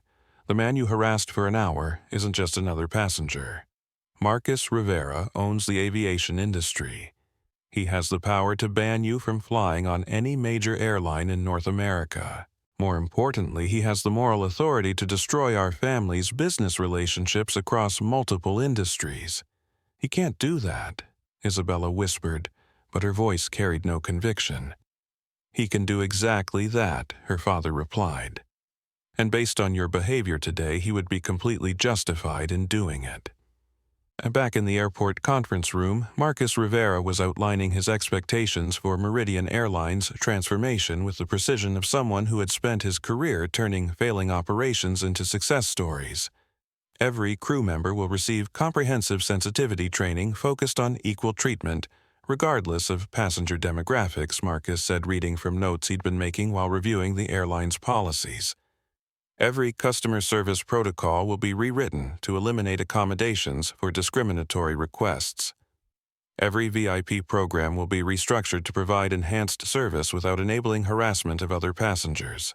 Marcus Archibald said desperately, these changes will require massive retraining, policy development, and operational restructuring. The costs will be enormous. The costs of enabling discrimination are higher, Simone interjected. You've just spent a year training your employees that wealthy passengers can exclude others based on prejudice. Do you have any idea how many potential travelers you've lost because they didn't feel safe or welcome on your aircraft? Marcus nodded toward his wife. Simone has spent 15 years implementing equity initiatives in educational settings. She'll be consulting on our cultural transformation process. Archibald realized that he was watching the complete reconstruction of an airline by a power couple who had the authority, expertise, and moral conviction to actually pull it off. What about Isabella Whitmore? Archibald asked. Miss Whitmore is banned from all Apex Global Holdings transportation services pending legal review, Marcus replied. More importantly, her behavior has provided us with a perfect case study for training purposes. Every employee will watch footage of yesterday's incident as part of their bias prevention education. You're going to use her meltdown as a training video. We're going to use her meltdown as an example of exactly the kind of behavior that our company will never tolerate or enable again, Marcus said firmly. Isabella Whitmore thought she could purchase the right to discriminate against other travelers. Instead, she provided us with the perfect opportunity to demonstrate our commitment to equal treatment for all passengers. As the meeting concluded, Archibald realized that Isabella Whitmore's entitled tantrum had triggered the most comprehensive airline industry reform in decades. Her live-stream discrimination had become the catalyst for changes that would affect millions of travelers and thousands of employees across multiple airlines. Her behavior had also made Marcus Rivera significantly richer, as Meridian Airlines' stock price continued to rise on news of the company's commitment to equality and inclusive service. In trying to exclude others from first-class accommodations, Isabella Whitmore had accidentally funded the creation of a more equitable aviation industry for everyone. 3 months after Isabella Whitmore's viral meltdown destroyed her privileged life, Marcus and Simone Rivera were finally taking the anniversary trip to Italy that had been interrupted by an entitled influencer's discrimination spree. They sat in the same Suite 1A where the incident had begun, but everything about their travel experience had changed. Tommy Santos, now promoted to Chief of Customer Experience for Meridian Airlines, approached their table with the warm professionalism that had impressed Marcus during the original confrontation. Mr. and Mrs. Rivera Tommy said with genuine pleasure, "Welcome back to Meridian Airlines. I'm honored to personally ensure your anniversary celebration is everything you dreamed it would be." Tommy Marcus replied, "I told you before, when I'm traveling as a passenger, I'm just Marcus. Save the executive treatment for when I'm conducting official business." Tommy grinned. "Sorry. Force of habit." The new training protocols emphasize respectful service for all passengers, but old instincts die hard when you're serving the man who transformed the entire aviation industry. The transformation Tommy referenced had been swift and comprehensive. Within 90 days of Isabella's incident, Meridian Airlines had become the industry standard for equitable customer service. Employee training focused on dignity for all passengers. VIP services provided enhanced amenities without enabling discrimination. Customer satisfaction scores had reached all-time highs as travelers recognized they could fly without fear of harassment from entitled passengers. "How's the new position treating you?" Simone asked. "It's the best job I've ever had," Tommy replied honestly. 3 months ago, I was afraid that entitled passengers could destroy my career with viral videos. Now, I work for an airline that protects employees who stand up for equal treatment. I wake up excited about going to work." Captain Elena Rodriguez appeared in their suite doorway, her uniform bearing the new insignia of Senior Captain for Equity and Safety, a position Marcus had created specifically for officers who demonstrated both technical excellence and moral leadership. "Good morning," Elena said warmly. "I wanted to personally welcome you aboard and let you know that this flight represents everything we've accomplished since the Whitmore incident. Every crew member has completed comprehensive bias prevention training. Every policy has been rewritten to ensure equal treatment, and every passenger can expect the same level of respect and service regardless of their background or bank account." Marcus smiled at the professional pride in Elena's voice. "How are the other airlines responding to our policy changes?" "They're scrambling to catch up," Elena replied with satisfaction. When the industry's most successful airline makes equity a business priority, everyone else has to follow or risk being seen as discriminatory. We've essentially forced the entire aviation industry to choose between profit and prejudice. The transformation hadn't been limited to Meridian Airlines. Other carriers, faced with passenger demands for equal treatment and corporate accountability, had implemented their own bias prevention programs. The aviation industry's competitive dynamics meant that Meridian's success with equitable service forced competitors to abandon discriminatory practices or lose market share. As Flight 447 prepared for departure on time and without incident, Simone reflected on how dramatically their lives had changed since Isabella Whitmore's meltdown.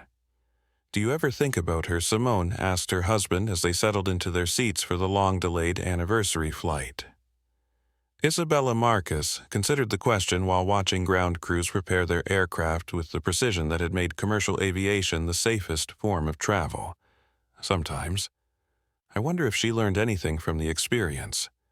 The answer to that question was complicated. Isabella Whitmore had spent 3 months discovering what life looked like when privilege could no longer shield her from consequences. Her social media career was over not just because she'd lost followers, but because no brand wanted to associate with someone who'd live-streamed discriminatory harassment to 1 million viewers.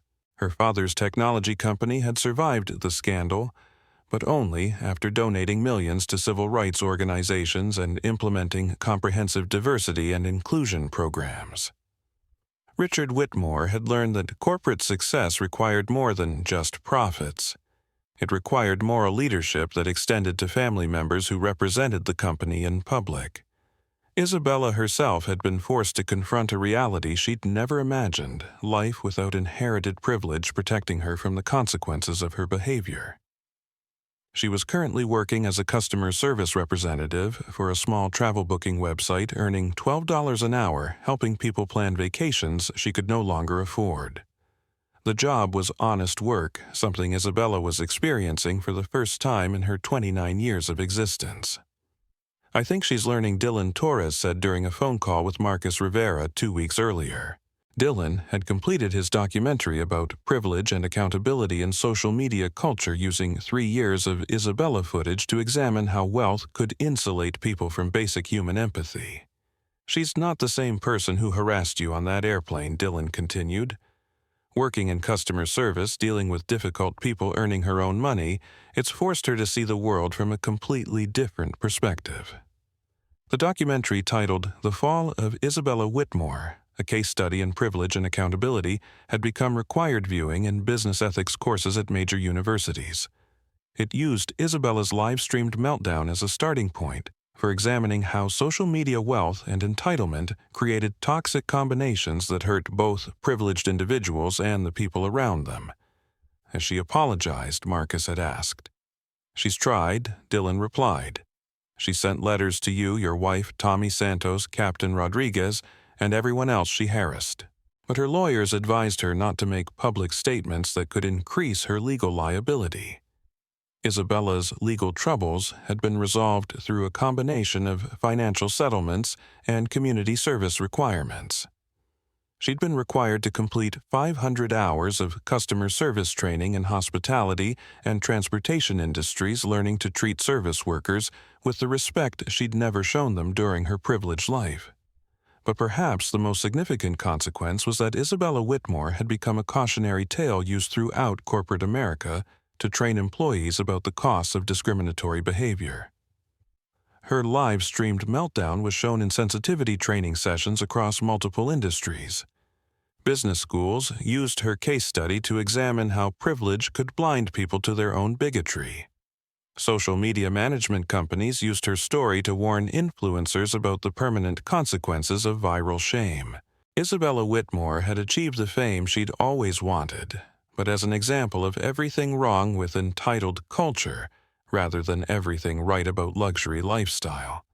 Sometimes the best thing that can happen to someone is losing everything that was never really theirs to begin with, Simone said, as their aircraft climbed toward cruising altitude above the Atlantic Ocean. Marcus nodded, watching the sunrise paint the clouds in shades of gold and orange. Isabella Whitmore spent 29 years believing that her worth was determined by her father's money and her social media followers.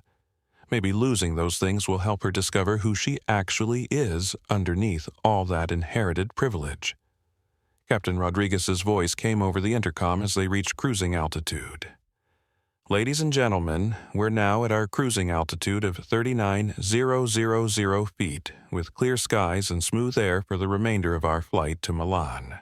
Our flight attendants will be beginning beverage service shortly, and I'm pleased to report that every member of our crew is committed to ensuring that every passenger, regardless of background, nationality, or seat assignment, receives the respectful professional service that makes flying a pleasure rather than an ordeal." She paused, then added something that wasn't in any standard announcement script.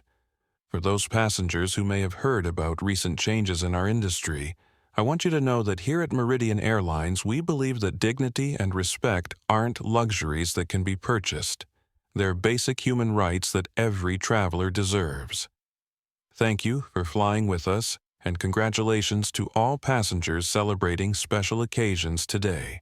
The announcement drew applause from passengers throughout the aircraft, not just for the professionalism of the crew, but for the recognition that commercial aviation had been transformed into a more equitable experience for everyone. As Tommy Santos served their anniversary champagne, Marcus raised his glass toward his wife. To 20 years of marriage, he said. To learning that sometimes the most important victories happen when entitled people finally face consequences for their behavior, Simone replied with a smile. As their aircraft flew through clear skies toward Italy, Isabella Whitmore was beginning her shift at the customer service call center, helping frustrated travelers resolve booking problems and learning one difficult conversation at a time that treating people with respect wasn't about hierarchy or status. It was about basic human decency. Her entitled life was over. But for the first time since her live-streamed meltdown, Isabella Whitmore was beginning to discover who she might become if she learned to earn respect rather than demanding it. The transformation of an industry had begun with one woman's viral tantrum. Its completion would require one woman's quiet journey toward understanding that privilege was never a substitute for character.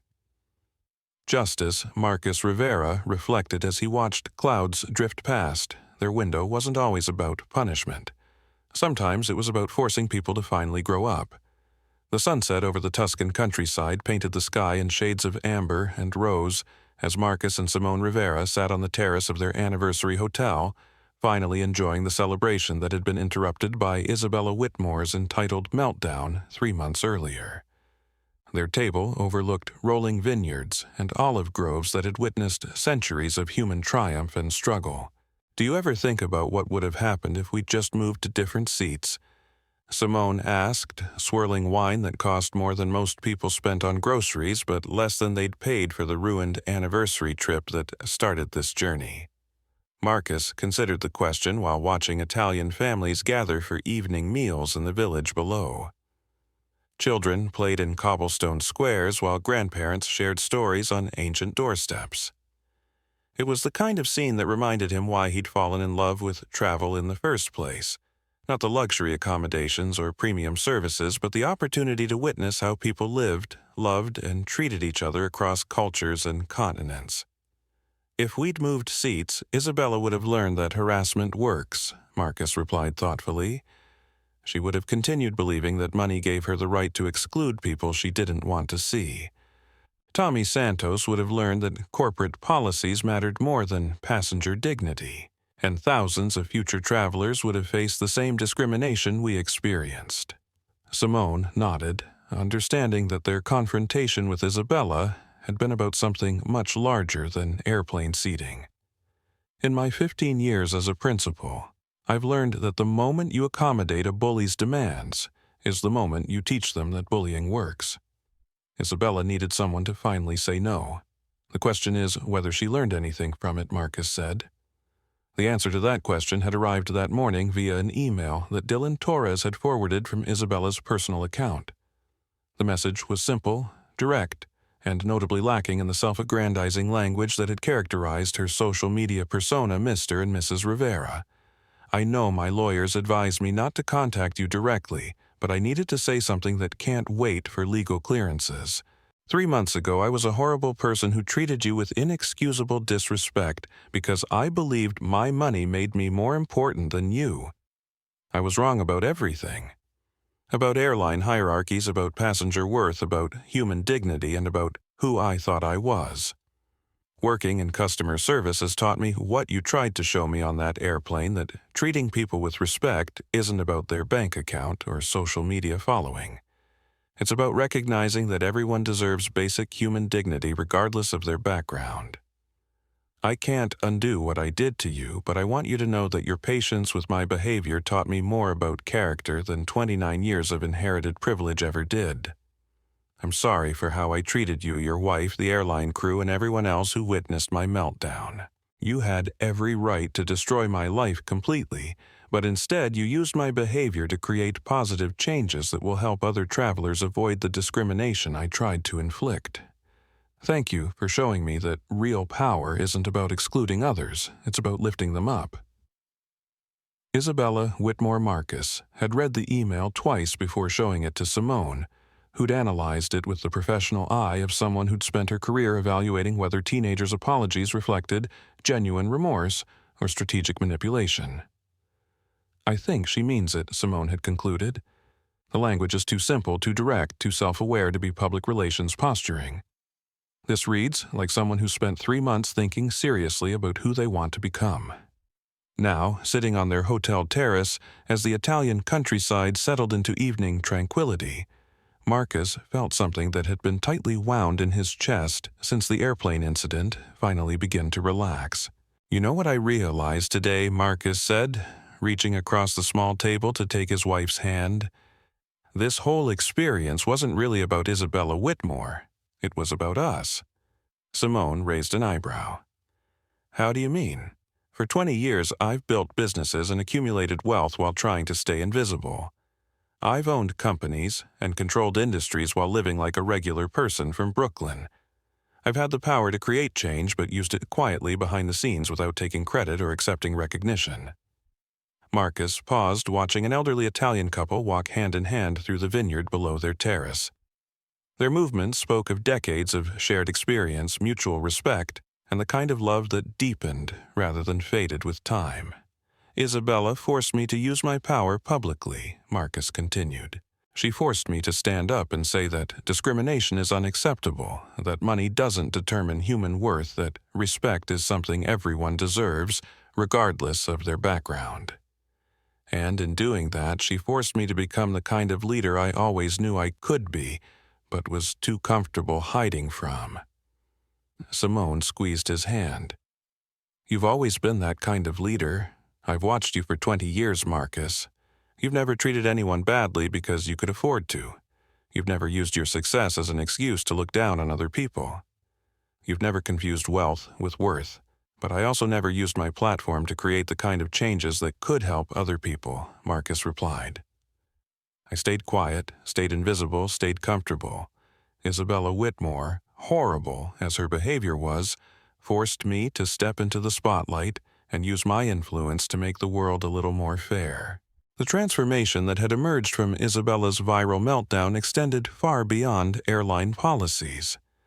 Marcus had established the Rivera Foundation for Travel Equity, providing scholarships for underrepresented students to study aviation hospitality and transportation management. The foundation also funded bias prevention training for service industry workers and legal support for travelers who faced discrimination. More importantly, the incident had inspired other business leaders to examine their own industries for practices that enabled discriminatory behavior. Hotels, restaurants, retail chains, and service companies across multiple sectors had implemented equity training and policy reforms designed to ensure equal treatment for all customers. "Do you think we changed anything meaningful?" Simone asked as the sun disappeared behind the Tuscan hills, leaving them in the warm glow of the hotel's terrace lighting. Marcus considered the question while thinking about Tommy Santos, now leading customer experience initiatives that had transformed airline travel for millions of passengers.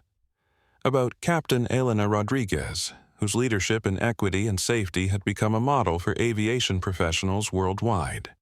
About Dylan Torres, whose documentary was helping business schools teach future leaders about the importance of moral courage in corporate settings. "I think we learned that staying silent in the face of injustice isn't really staying neutral," Marcus replied. "When you have the power to create change and you choose not to use it, you're choosing to enable the status quo." Isabella Whitmore taught us that comfortable neutrality is just another form of complicity. As they prepared to return to their room, the same suite they'd booked 3 months earlier for an anniversary trip that had been derailed by an entitled influencer's discriminatory tantrum, Simone reflected on how much their lives had changed since that confrontation. "I'm proud of us," she said simply, "not for having money or owning companies or being able to afford luxury travel. I'm proud that when someone tried to use their privilege to hurt other people, we chose to stand up and say that wasn't acceptable." Marcus nodded as they walked hand in hand through the hotel's ancient corridors past stone walls that had witnessed centuries of human drama, triumph, and transformation. 20 years of marriage, Marcus said as they reached their suite. And the best lesson we've learned is that real love isn't about protecting each other from difficult situations. It's about facing those situations together and using them to become better people. Simone smiled as she opened the door to their room, where rose petals had been scattered across Italian linens and champagne chilled in crystal buckets. The anniversary celebration they'd planned 3 months earlier was finally happening, but they were different people now than they'd been when they first booked this trip. To 20 more years, Simone said, as they settled onto their private balcony overlooking the Tuscan countryside. To using whatever privilege we have to make the world a little more fair for everyone else, Marcus replied, raising his glass toward his wife and the star-filled sky above them. Their anniversary trip was finally perfect, not because of the luxury accommodations or premium service, but because they'd learned that the most important journey isn't to distant destinations, but toward becoming the kind of people the world needs more of. 1 year after Isabella Whitmore's live-streamed meltdown changed the aviation industry forever, Marcus Rivera stood before an audience of airline executives, customer service professionals, and civil rights advocates at the International Conference on Transportation Equity. The annual gathering had been created in direct response to the incident on Flight 447, bringing together industry leaders who were committed to ensuring that travel remained accessible and dignified for all passengers. When my wife and I boarded that aircraft for our anniversary celebration, Marcus began his voice carrying clearly through the conference hall. We had no idea that we were about to participate in one of the most important customer service lessons of the modern era. The audience, representing airlines, hotels, restaurants, and service companies from 6 continents, listened with the focused attention of professionals who understood that the story of Isabella Whitmore had become a business school case study in how privilege and prejudice could destroy careers, companies, and entire industries if left unchecked. Isabella Whitmore taught us that silence in the face of discrimination isn't neutrality, it's complicity, Marcus continued. When we have the power to create change and we choose not to use it, we become part of the problem we claim to oppose. The transformation that had emerged from that single airplane incident continued to ripple through multiple industries. The Whitmore Protocol's comprehensive bias prevention training programs developed in response to her viral meltdown had been implemented by major corporations across North America and Europe. Customer service standards had been elevated industry-wide as companies recognized that treating all customers with dignity wasn't just morally correct, it was profitable. Isabella herself had requested to address the conference via video message, a request that Marcus had supported despite some industry leaders' concerns about providing her with a platform. Her image appeared on the conference hall's main screen, showing a woman who looked dramatically different from the entitled socialite who had harassed airline passengers 12 months earlier. Isabella's hair was styled simply, she wore minimal makeup, and her clothing reflected someone who earned her money through actual work rather than inherited privilege. "My name is Isabella Whitmore," she said, her voice carrying none of the entitled arrogance that had characterized her social media persona. 1 year ago, I live-streamed myself discriminating against fellow passengers because I believed my father's money made me more important than other human beings. The conference hall remained completely silent as Isabella continued. I was wrong about everything. About customer service, about human worth, about what it means to deserve respect. Working in actual customer service for the past year has taught me that dignity isn't something you can purchase. It's something you either give to others or you don't possess yourself. She paused, looking directly into the camera with an expression of someone who had spent months examining her own behavior and finding it lacking. To the Rivera family, to the airline crew I harassed, and to everyone who witnessed my meltdown, I'm sorry.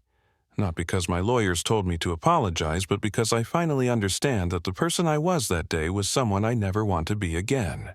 Isabella's final words addressed the broader industry audience. If my viral breakdown helps companies create policies that prevent other travelers from experiencing the discrimination I tried to inflict, then something good will have come from the worst day of my life."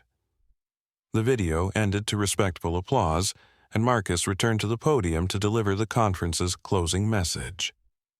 "True power," Marcus said, "isn't about what you can take from others. It's about what you give them: respect, dignity, opportunity. The moment you use your privilege to exclude rather than include, you reveal that you never understood what real strength looks like." He gestured toward the diverse audience of industry professionals who had spent 3 days learning about inclusive service practices, bias prevention protocols, and the business benefits of treating all customers as valued human beings. "The changes we've implemented across our industries aren't just moral improvements, they're competitive advantages. Companies that embrace equity and inclusion don't just serve customers better. They attract better employees, create stronger cultures, and build more sustainable success."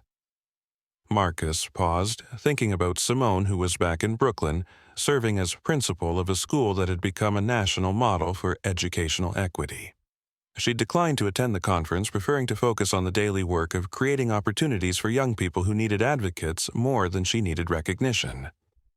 "My wife often reminds me that real change happens one interaction at a time," Marcus continued. "Every customer service conversation, every passenger boarding experience, every moment when someone in authority chooses to treat another person with dignity, these individual decisions aggregate into cultural transformation." The conference concluded with the presentation of the annual Isabella Whitmore Award for Customer Service Excellence, a recognition that she had specifically requested be named after her as a permanent reminder that privilege without wisdom was meaningless, and that the worst moments in our lives could become the foundation for our most important growth. This year's recipient was Tommy Santos, whose leadership in customer experience innovation had made Meridian Airlines the industry standard for equitable service. In his acceptance speech, Tommy reflected on the lessons learned from that turbulent day when an entitled passenger's meltdown became the catalyst for industry-wide reform. "6 months ago, I was afraid that difficult customers could destroy my career," Tommy said. "Today, I work for a company that protects employees who stand up for equal treatment and dignity." That transformation didn't happen because of policies or procedures. It happened because 2 passengers chose to maintain their dignity under pressure, and one business leader chose to use his power for justice rather than revenge. As the conference participants departed to implement new equity initiatives in their home companies, Marcus reflected on the unexpected journey that had begun with champagne and anniversary celebrations in Suite 1. Isabella Whitmore's entitled tantrum had accidentally created the most comprehensive civil rights advancement in modern transportation history. Her discriminatory live stream had educated millions of people about the importance of treating all travelers with respect.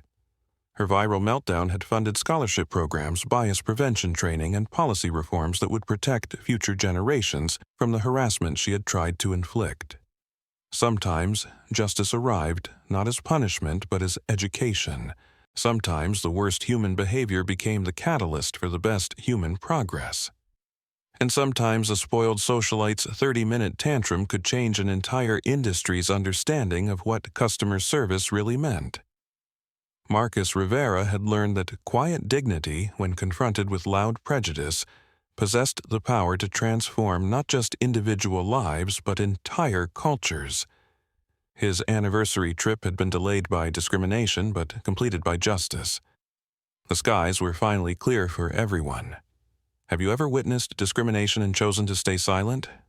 Have you ever seen someone use their privilege to hurt others and wondered if speaking up would make a difference? This story reminds us that justice doesn't require perfect heroes. It just requires ordinary people who refuse to let wrong behavior go unchallenged. Share this story with someone who needs to remember that their voice matters. Hit that like button if you believe that dignity and respect should be available to everyone, not just those who can afford first-class tickets. Subscribe to our channel because we're committed to bringing you stories that show how ordinary people can create extraordinary change. Leave a comment telling us about a time when you stood up for what was right, even when it felt scary. Your story might inspire someone else to find their courage. And don't forget to ring that notification bell so you never miss a story where justice prevails and entitled behavior finally meets its match. Because the next time someone tries to tell you that you don't belong somewhere you've earned the right to be, you'll know exactly how much power your quiet strength really possesses. Thank you for watching, and remember, sometimes the most important battles are won not with loud voices, but with unshakable dignity.